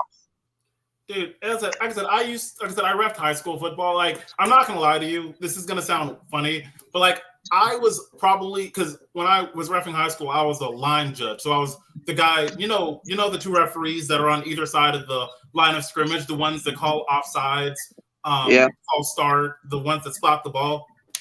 Yeah, the one that are usually by the coaches or whatever. Yeah, so that's what I was. That's what I did. I was probably the most lenient when it came to penalties. Like not like when I say that, I'm not saying lenient. I should say I didn't call microscopic shit. Like if I couldn't see it with my plain eye, I wasn't about to fucking pull out the magnifying glass. Like your toe was offside. Like I didn't really care that much. Like I was the referee that was known for ejecting 2 coaches from 2 different games because they wouldn't leave me the fuck alone. Like it's freaking hilarious. But no, that's just some interesting story. Oh yeah, fun fact. I don't know if you guys knew this, but did you know there's only 2 referees that are allowed to call roughing the passer? The referee and the umpire are the only 2 referees allowed to call roughing the passer because they're the ones that are behind the line of scrimmage and have the right eye on the quarterback. Okay, well, also one more thing. So Chelsea also said that she's a young lady, and to be honest, I don't care if you're a young lady, old lady, deaf lady. I don't care what you are. Shut up. Okay, back to this. Keep the poor going. We have a new person in. I'm sorry, J Live. Hey, what's up with y'all, bro? Look, that's what I said. Don't mess with Mikey now. Yeah, you a Saints fan? You certified or what's going on? So, I am a Saints fan. I just don't have my Saints jersey. Okay. Just making sure. Yeah. We're just talking about whatever we feel like at this current moment. Okay. You can always bring us back on topic, though. Well, all right. Well, you can Or always don't. bring you I don't back really on topic. care. So we got the Atlanta Falcons, right? Yeah. Of course. Them dirty birds. Man, bro, talk about two teams that's going through a whole bunch of BS. No one got any excuses this game. It's just They gonna come better down to not. execution. It's Unless gonna come down freaking to one of their execution. quarterbacks is hurt on the first play. Say it again, Mike. Unless one of our quarterbacks are hurt on the first play of the game, that's gonna be God. You don't speak that into existence, okay? I'm just saying, bro. Hey, that You is said no look, excuses. speaking into existence, but I would say shit. He don't have no he does not it's not like he have a line protecting him right now. There you go, my boy. That one hit, boy. I'm sorry, my son just came home from his football game. And that's nice. Hey, did he win? That's the real question. No, they got that kid. Well, hey, I went to my brother's football game the other week, and they won 33-0. But my brother got his freaking knee scraped, and also missed a tackle. Yeah, he didn't have the best game. The only reason that he won is because the other team just freaking sucked. I ain't gonna lie. But yeah, no, J Live, since you're on, what are your thoughts, previews, predictions, spoiler alerts for this Sunday?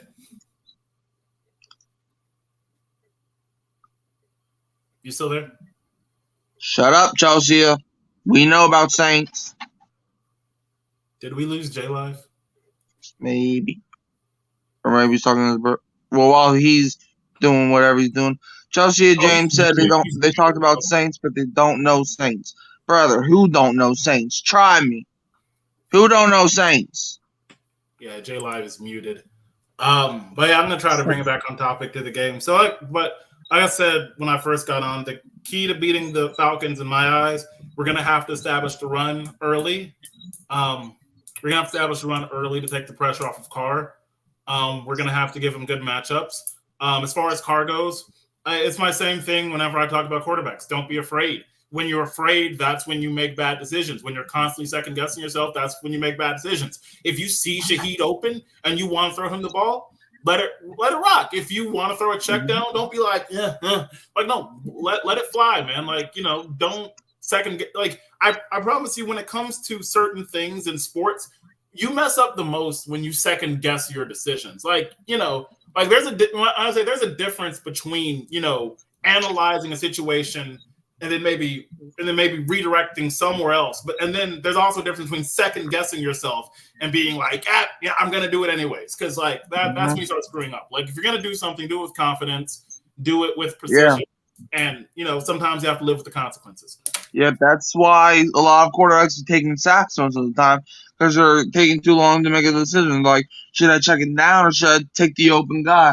And then they start having a panic attack, and then they freaking get sacked, and sometimes even fumble the ball because they're getting ready to throw the ball. So, like, a lot of times, quarterbacks don't freaking – no. You see, that's why I liked Drew Brees so much, because that – people keep saying slant guy or whatever, but he was quick to make a decision. Like, he always made it easy for his own line. I like Teddy Bridgewater because he was, back in 2019, because he was, he knew when to get rid of the ball and when to not get rid of the ball. So, like, that's why I like the quarterbacks that we always be bringing in, even Jameis Winston to a certain extent. So, yeah, I just liked, how, our quarterbacks was able to get rid of the ball. And, people will harp on Jameis Winston because of interceptions, but you have to look at the style of football Jameis Winston played. Jameis Winston played very similar to Brett Favre, and that's a blessing and a curse. Like Jameis Winston was a gunslinger. He was not afraid to pass the ball, and he was willing to live with the consequences. Like let's remember that game against the Vikings last year. I remember, even though we lost, right? Jameis Winston came in and started bringing us back. You want to know why? Because Winston, he's not afraid to let it fly. He's not like. Should you remember that play? We're like 5 yards away from the end zone. Winston takes the snap, rolls all the way to the left side of the field, sees A.T. Perry open on the right side of the end zone, and throws it cross field to him, scores a touchdown. Now, is that a good decision? Absolutely not. It is never a good decision to throw cross the field like that. But Winston sees his wide receiver open, trusts himself, trusts his wide receiver, let it fly. We got a touchdown. And, those kind of things are going to happen. Is it a smart decision? No. If I'm a coach, when he comes to the line, I'm going to say, hey, Winston, good job on the touchdown. However, don't do that again. That's not smart. But I'm going to be like, yeah, you scored a touchdown because that's what it is. You live and die on the decisions that you make.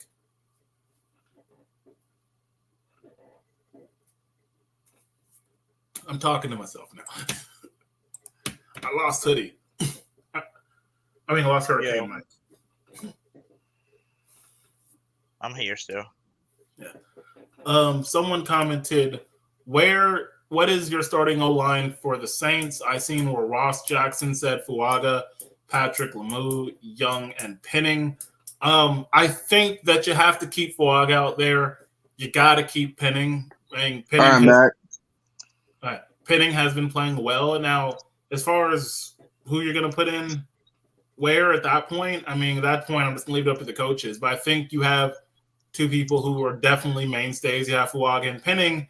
You just have to fill in from there, I'm not going to lie. And it's not that I don't keep up with offensive line. It's I really only know our starters. And after that, I kind of start losing. I don't have enough memory space for all that. Yeah. Same here, man. The Saints, bro, the offensive line is. But by the way, guys, don't worry. I banned Chelsea so she can shut up. Sometimes you just gotta give the people, what they deserve. But anyway, so yeah, that's why it kicked me out for a second. But anyways, back to what we were talking about. Look, man, like you were saying, the offensive line, we have to get the best 5 out there. Okay? Who is the best? And if we don't, who the best 5? The best 5 is the best 5 for now, is, in my opinion, after the McCoy and the Ruiz injury, I say you have to have Fuaga, then Patrick. Maybe flip Patrick and Udo. Maybe it depends on what direction you're trying to look at. And then on the right side of the line, you got Saldivari, and then you got Penning. That's just my opinion. What about Landon Young? Landon Young, I'm not gonna lie, I keep forgetting he's on this team. I wonder who they gonna play, either Saldivari or Landon Young. That's the two I was up. I agree with everything you said, but the two that I was debating with was Saldivari, because they really want that young man to play, or Landon Young. But Landon Young got the more experience out the two. So yeah, look, I don't really think there's really a wrong answer here. But there's definitely no right answer here, because Landon Young, he's been okay-ish, but Saldivari we've never really seen take that next step after his rookie season. So it's do they want to go with the experienced guy, or do they want to develop the young guy? It's basically pick your choose your poison at that point. I'm not gonna lie. I'm not going to lie. The position that I'm most worried about on the O-line being replaced is Eric McCoy at center. And it's not just because, it's Eric McCoy, well, it kind of is. But it's because, now mind you, Eric McCoy, he's really an all-pro, Pro Bowl caliber center. So it's a big shoes to fill. But you got to remember, he's also an offensive captain. He is the offensive line captain. You know what I'm saying? Everyone, Mike and Hoodie said, he is the glue to the offensive line, and that at that point is not an easy position to fill. And I would say the same thing if it was the right tackle who is also the offensive line captain, or the right guard or the left guard is the offensive line captain. So that is a very what's the word I'm looking for? Big hole to fill and replace. You know what I mean? Yeah, I think if they're going to replace him with anybody, it should be Patrick. Veteran, been in the league, played center. You get a week worth of reps on this. That's out of all the guys on that line. See, Ruiz can play center, but they don't want they do him like they did what's his damn name? Well, I can't think of his name right now, but they didn't want him to move. You know, they don't want Ruiz to move. I mean, he barely making it that guard. They don't want to complicate his job at all. Well, that's I mean, you gotta remember, like, even though the offensive line seems like a homogenous hive mind when you're just watching, like, you gotta remember each lineman has an assignment, like an individual assignment during every play. So, you know, when you have to start moving people around, you know, it can start to become problematic. And when you have someone like Ruiz, you know, you don't want to, you finally got him set doing something. You don't want to move him to center and change up his entire assignment now. Yeah. Just like shit. Well, just like Penning, but they don't want to move Penning. Like, like they talking. I heard some people say like maybe they should move Penning back to left tackle if Fuaga go down. No, you leave Penning with that right tackle and you don't move him. You let him get reps after reps because. The offensive line, man. Yeah, you know, it's almost like the debate. Bro, you know what you're talking about that needs to be talked about for real. But Chase Young I know he getting pressures and all this other stuff, but I need to see more out that young man. That's what exactly are you looking for out of him? More of an impact in the game. Definitely looking for him to beat some of these left tackles. Those left tackles be shutting him down. Mm-hmm. They be shutting his ass down left and right. The one credit I give to Chase Young, even though he's not necessarily getting free, is he is, you know, knocking the offensive line back. So, I mean, he is creating like a smaller space for the quarterback. But yeah, individually, he is not getting free and putting pressure, but he sucks, bro. Huh? He got bad technique. Like he don't know how to use his hands. It's either he beats you by speed and power or he don't beat you. Well, yeah, that's what I was saying. Like, inadvertently, everyone has power and everyone's big, and left tackles are big and fast. You know, that ain't gonna win most of the time. He needs to work on his technique. I'm agreeing with you. I'm agreeing with you in that he's not like getting free and past them. No, I was saying like the one thing I do give him credit for is he is knocking his blocker back into the quarterback. He's inadvertently cutting off space by pushing the lineman back. But individually, no, he's not creating like an individual presence. He's more just clogging up space because he's knocking the blocker back. Right. Someone that sounds like someone that makes less than $13 million a year. You know I mean, like someone that I'm serious, bro. Like, hey, I'm not satisfied with him, but I always been critical of the D line, even when we was winning, because the D line wasn't really hitting home. You know, for the most part, they would stop. They was doing a good job with the run for the most part, except for that one game. You know, but I just knew it was going to be a problem. They wasn't hitting home. Like, nobody was doing anything except for Grandin.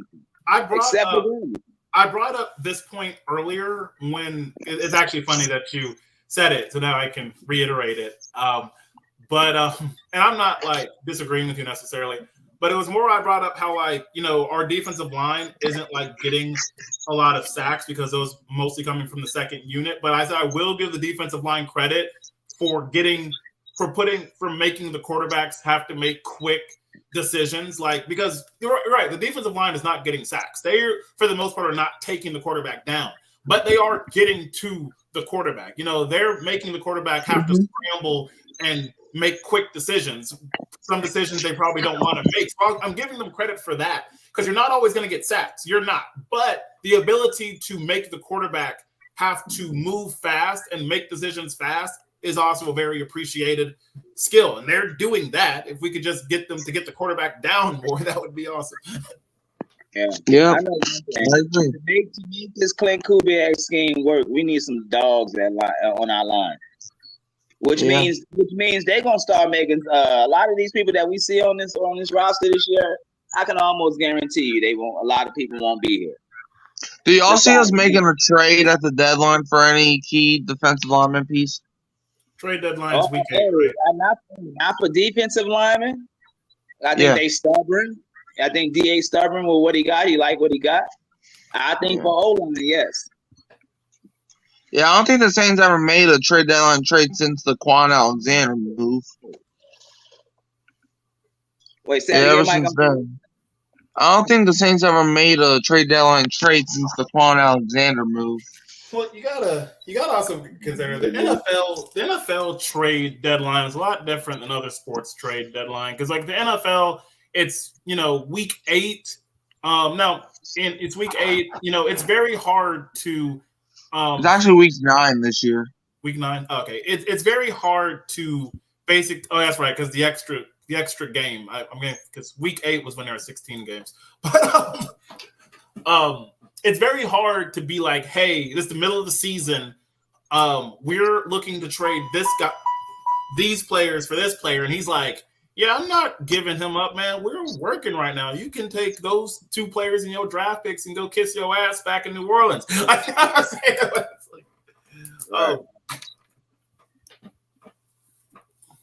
Yeah.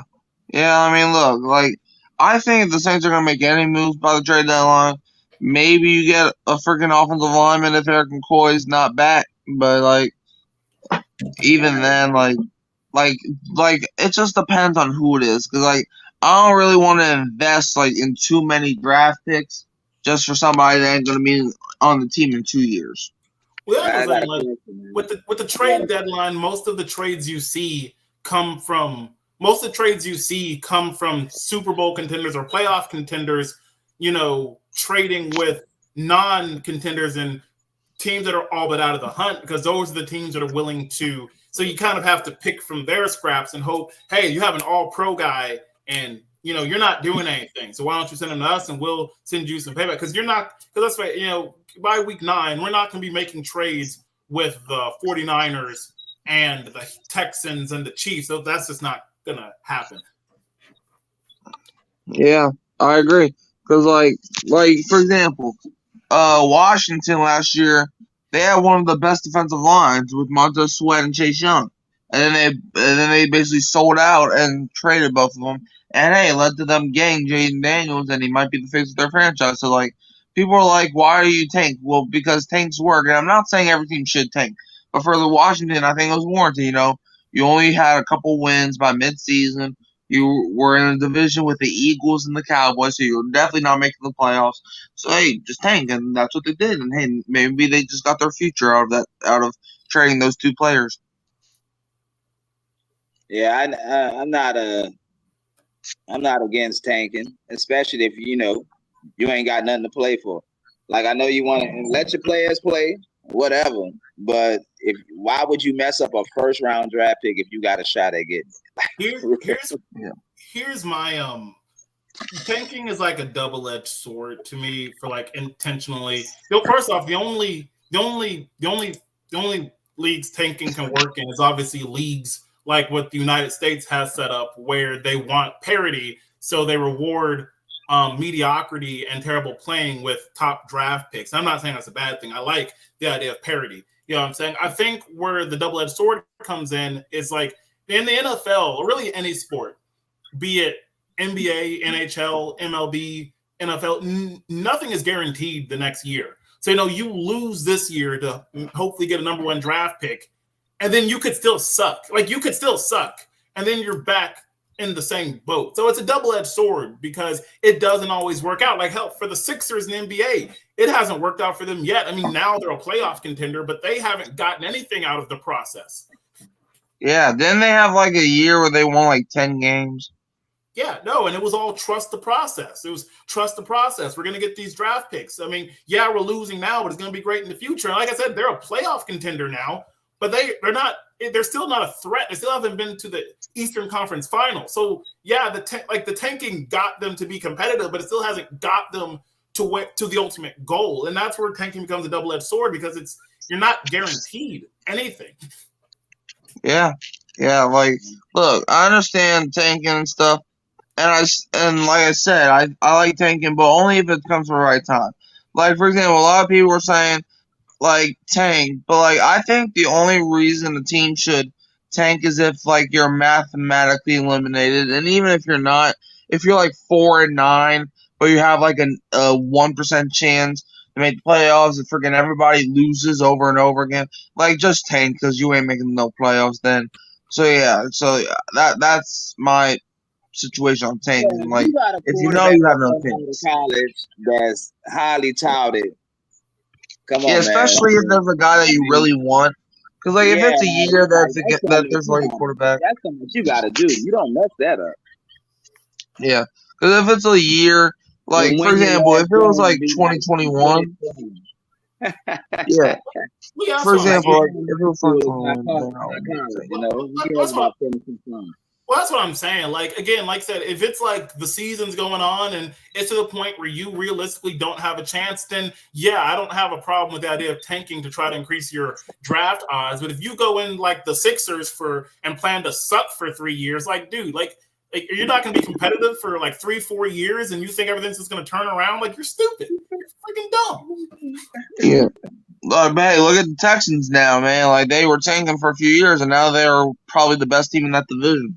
I don't think the Texans are purposely tanking. I think they were just terrible, personally. Well, yeah, I mean, hey, it eventually worked. So, hey, being terrible worked, I guess. Hey, I got a question for y'all. All right, I'm so here. let me ask y'all this. Atlanta wins this game Sunday if what?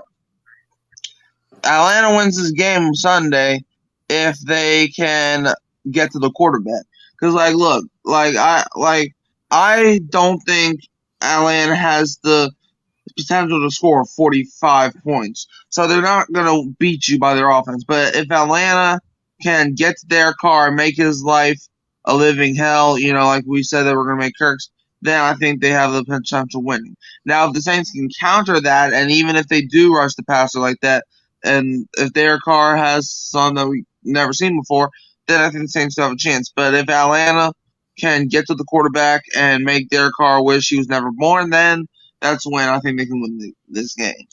I'm going to answer your question, but first I want to reply to a comment in the comment section. Someone talking about Dennis needs to be fired, then hire him as RDC, basically saying that Dennis Allen should be demoted. So here's the thing, guys. I don't know if you knew this, but really, this isn't just NFL. This is about any management position in the business industry. You really can't be demoted. You can be released and fired from your current position, and they can attempt to hire you at a lower position. But as far as like a contract is concerned, you can't be demoted. You can be fired and then offered a lower position. But that would be up to you to take it or walk. Like, you can't legitimately be demoted on a contract. That's not how contracts work. Yeah. But to answer your question, I think that if Atlanta wins this game, and I'll say it again, if we can't establish the run. If we can't establish the run, it's going to be a long day in A-Town. It's going to be a long day for us. It will. And I say Atlanta wins this game if the Saints can't stop the run. They're going to face two formidable running backs. I would think the best pair of running backs we don't face all year, right? And we didn't do too hot. We didn't do too hot against the Eagles and who they and Saquon Barkley either. I mean, I think Saquon's in a different league than Bijan. I'm sorry. Look, I would say Saquon's a good running back, no doubt. But I wouldn't say that Bijan is too far behind. Bijan's a good running back. He a problem. What he averaged, like 6 yards a carry last game? I mean, he had like 31 rushing yards. Hey, all I'm saying is, if we got a problem stopping the run, we won't find out on Sunday. Look, I think Bijan's a good running back. I just don't think he's a freaking top 5 running back that people are already claiming he is. He's good, bro. I'm not saying he's a top 5. I agree with you, but he's a damn good running back. He a problem. He's a good running back. I just don't think he's like, I don't think, because people are saying that he's like Kamara, that he's already better than Kamara, and I'm like, bro, stop it, man. Well, I'm just looking until I see that boy score 4 touchdowns. Until I see Bijan score 6 touchdowns in one game, stop it. All right, I know what I feel. You know why? Because Atlanta doesn't even utilize that man correctly. I'm serious. Like, I'll be right back. All right, I gotta go use the bathroom real quick. Yeah, he doesn't get enough touches in Atlanta. Okay, now I got to answer another question. I'm sorry, guys. I'm listening to you and reading the comment section, so I'm totally in the conversation. This one dude said, why couldn't we leave him at defensive coordinator, only giving up 20 points per game on average? Well, you got to remember, when Sean Payton, and this is what I keep telling people because they wonder why DA got promoted to head coach. When Sean Payton stepped down, it was not like a normal situation. Like, Sean Payton didn't get fired because he had a bad season. We had a winning record that year, just barely missed out on the playoffs, and he was willfully stepping down. So I think in the eyes of the ownership or in the eyes of Mickey in the front office, they're saying, hey, this team still is on the right track. Let's keep the coach. Let's keep the coach within, because why bring in a new person who's going to install a whole new system? We don't need that right now. And I'm sorry, but at that point, our choices at head coach were either Dennis Allen or Pete Carmichael. And I guarantee you none of you wanted Pete Carmichael to be head coach. Oh, heck no. Man, Pete Carmichael couldn't even run a freaking sinking ship, bro. Like, Pete Carmichael was brought here to do one thing, and that was not to do what he did. Yeah, Pete. Nah, man, that was hard. Man, like, bro, I remember hyping that man up because I was like, he worked under Sean Payton. He might know what he's doing. And then, yeah, after the second game, I was like, yeah, he's not it if you didn't tell. No, the third game, because third game was that Carolina game in 2022. And it was like, bro, what the heck are you doing, bro? Running up the middle on every single damn second down. Sure. It's not like, they have brain cells and they're going to catch on eventually. It's not like the same Madden, where up the middle is like first down every single time. Right. Yeah, I get tired of it. Because Dan Campbell was our assistant coach at one point. So he was. Like, if Dan Campbell had stayed instead of taking the Detroit job and Sean Payton stepped down, I wouldn't have a problem with Dan Campbell stepping up to be head coach, but we didn't get that lucky. So. Yeah, like, I think, like, who would y'all rather at this current state? Sean Payton or Dan Campbell? I think I would take Dan Campbell in a heartbeat. As much as I love Sean Payton, I just think that Dan Campbell has a lot of Sean Payton in him. Dan Campbell has a lot of Sean Payton in him. Yeah. Like, Dan Campbell single-handedly rebuilt Detroit. No, he did. I'm saying Dan Campbell, because this dude said Sean Payton's system is really out of date right now. Dan Campbell has a lot of Sean Payton in him. Sean Payton is the one that mentored Dan Campbell to become a coach. Dan Campbell learned how to coach from Sean Payton, and it shows when he's coaching Detroit. He adds like his own little style to it, but he runs the kind of offense that Sean Payton ran. Campbell was also a player. Campbell was also a player for the Saints back when we won the Super Bowl. But I don't think he was able to get a ring because he was like hurt or whatever. He was hurt.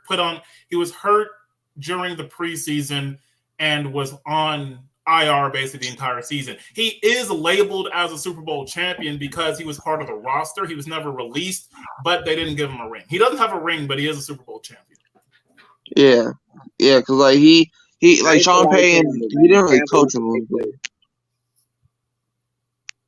What? He made the Saints to like Campbell because he used to make plays when they called his number consistently.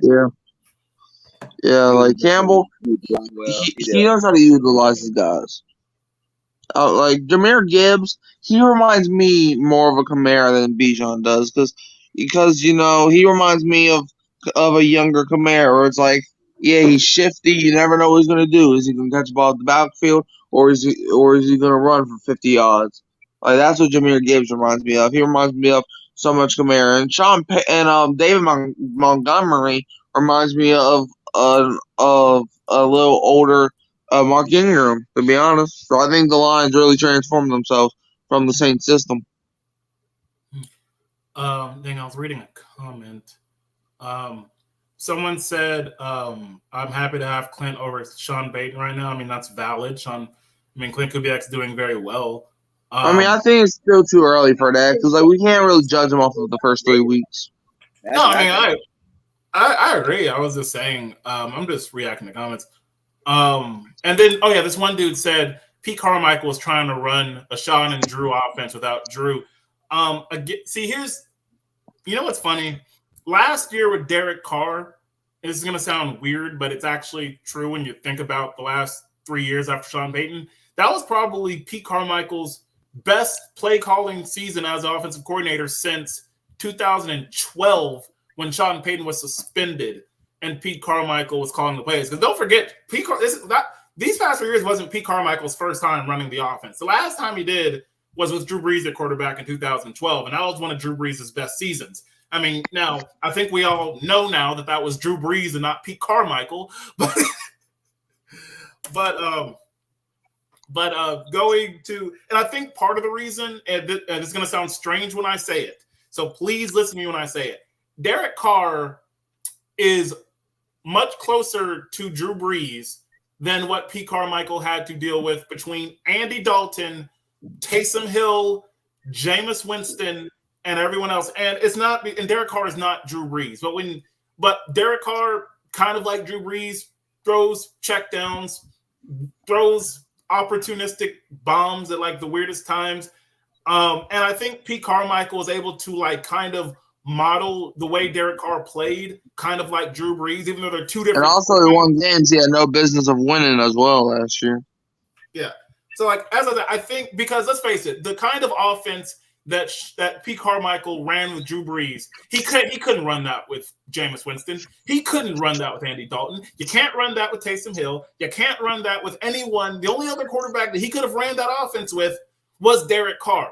It's true. He was the only other quarterback he could run that offense with. It just wasn't working because Pete Carmichael cannot call an offense to save his life. Yeah, man. Like, Pete Carmichael, he was like that freaking one. He's like a John Gruden to me. He's just stuck in his past ways. He's just stuck in the past. And saying, well, this worked in 2011, so it's got to work in 2023.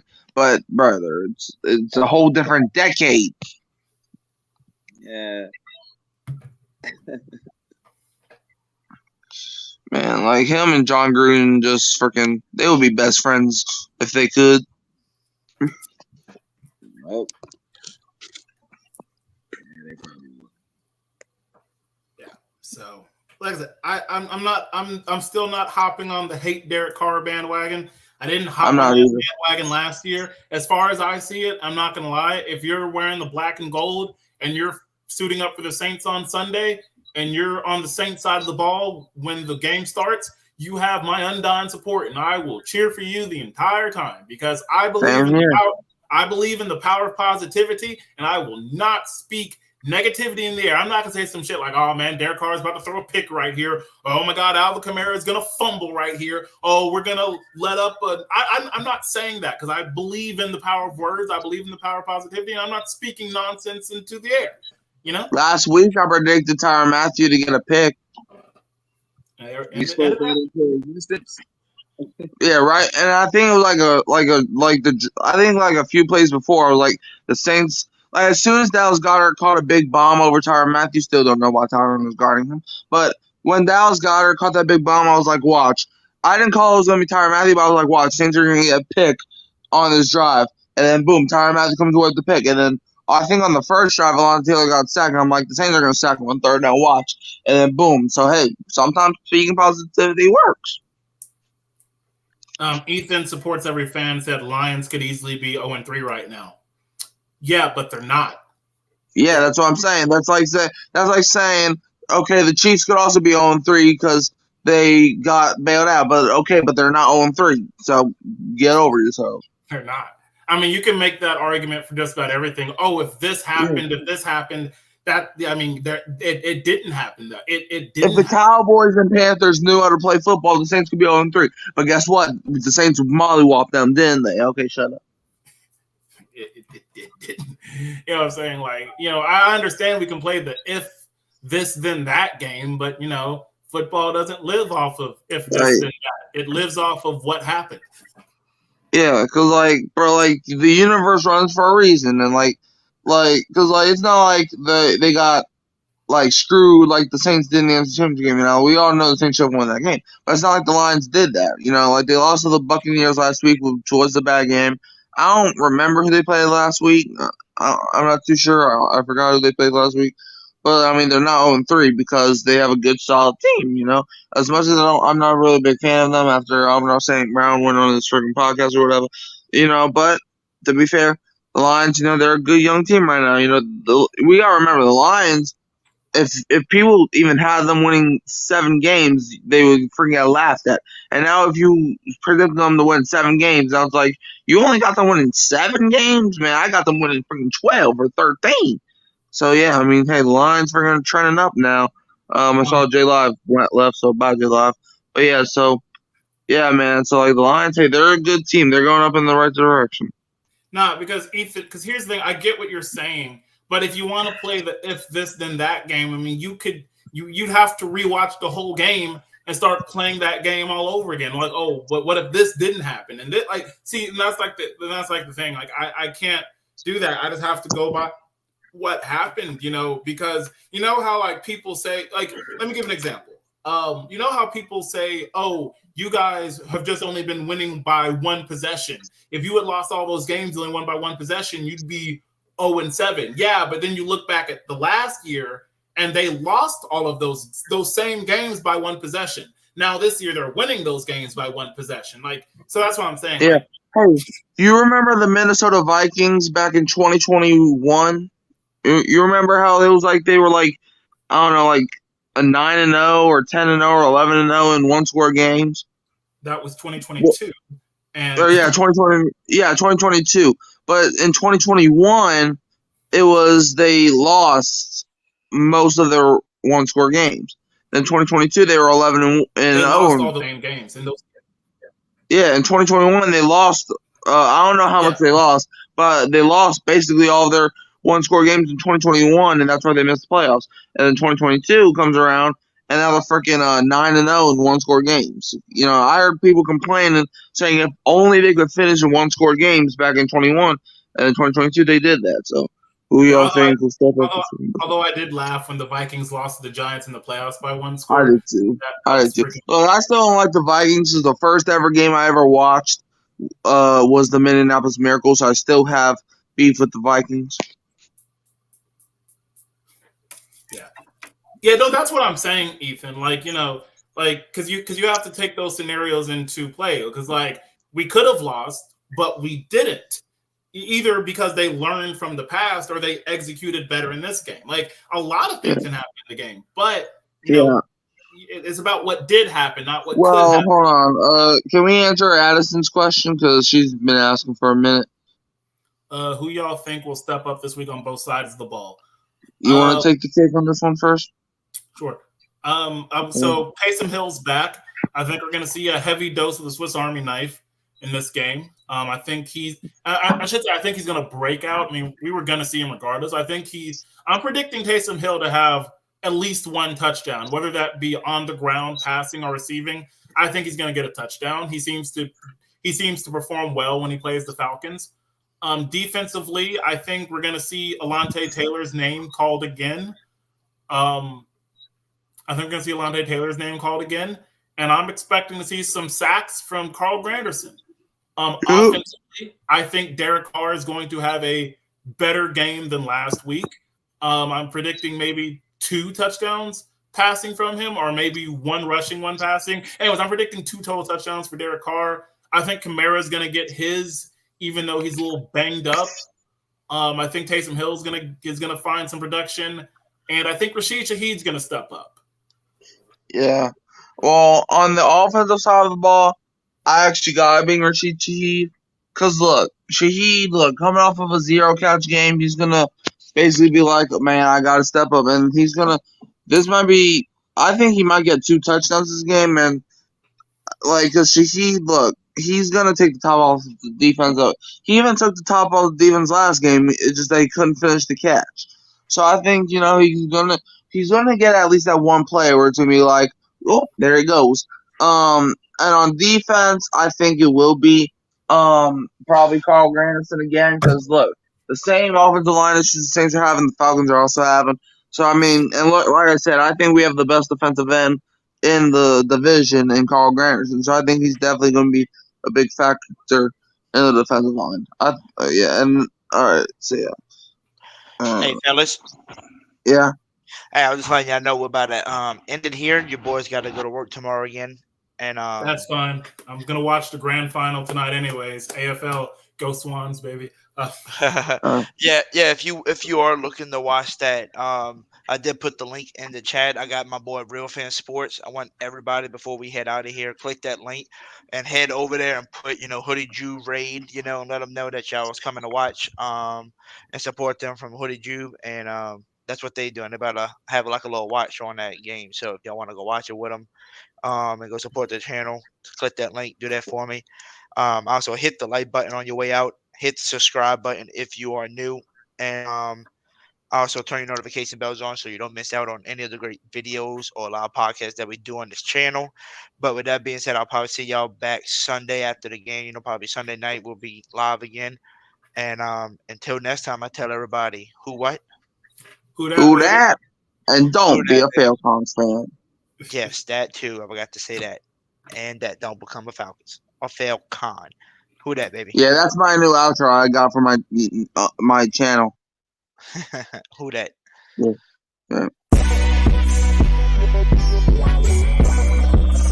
Run it up, Valero. Say what and lie. Say what and lie. Say what and lie. Say what and lie. We screaming black and gold. We screaming black and gold. We screaming black and gold. We going to the bowl. We screaming black and gold. We screaming black and gold. We screaming black and gold. Saints going to the Super Bowl, talking black and gold. Young Nolan Hoodie Jew wanna beat me like you know. Chris Alive, AMT down the field.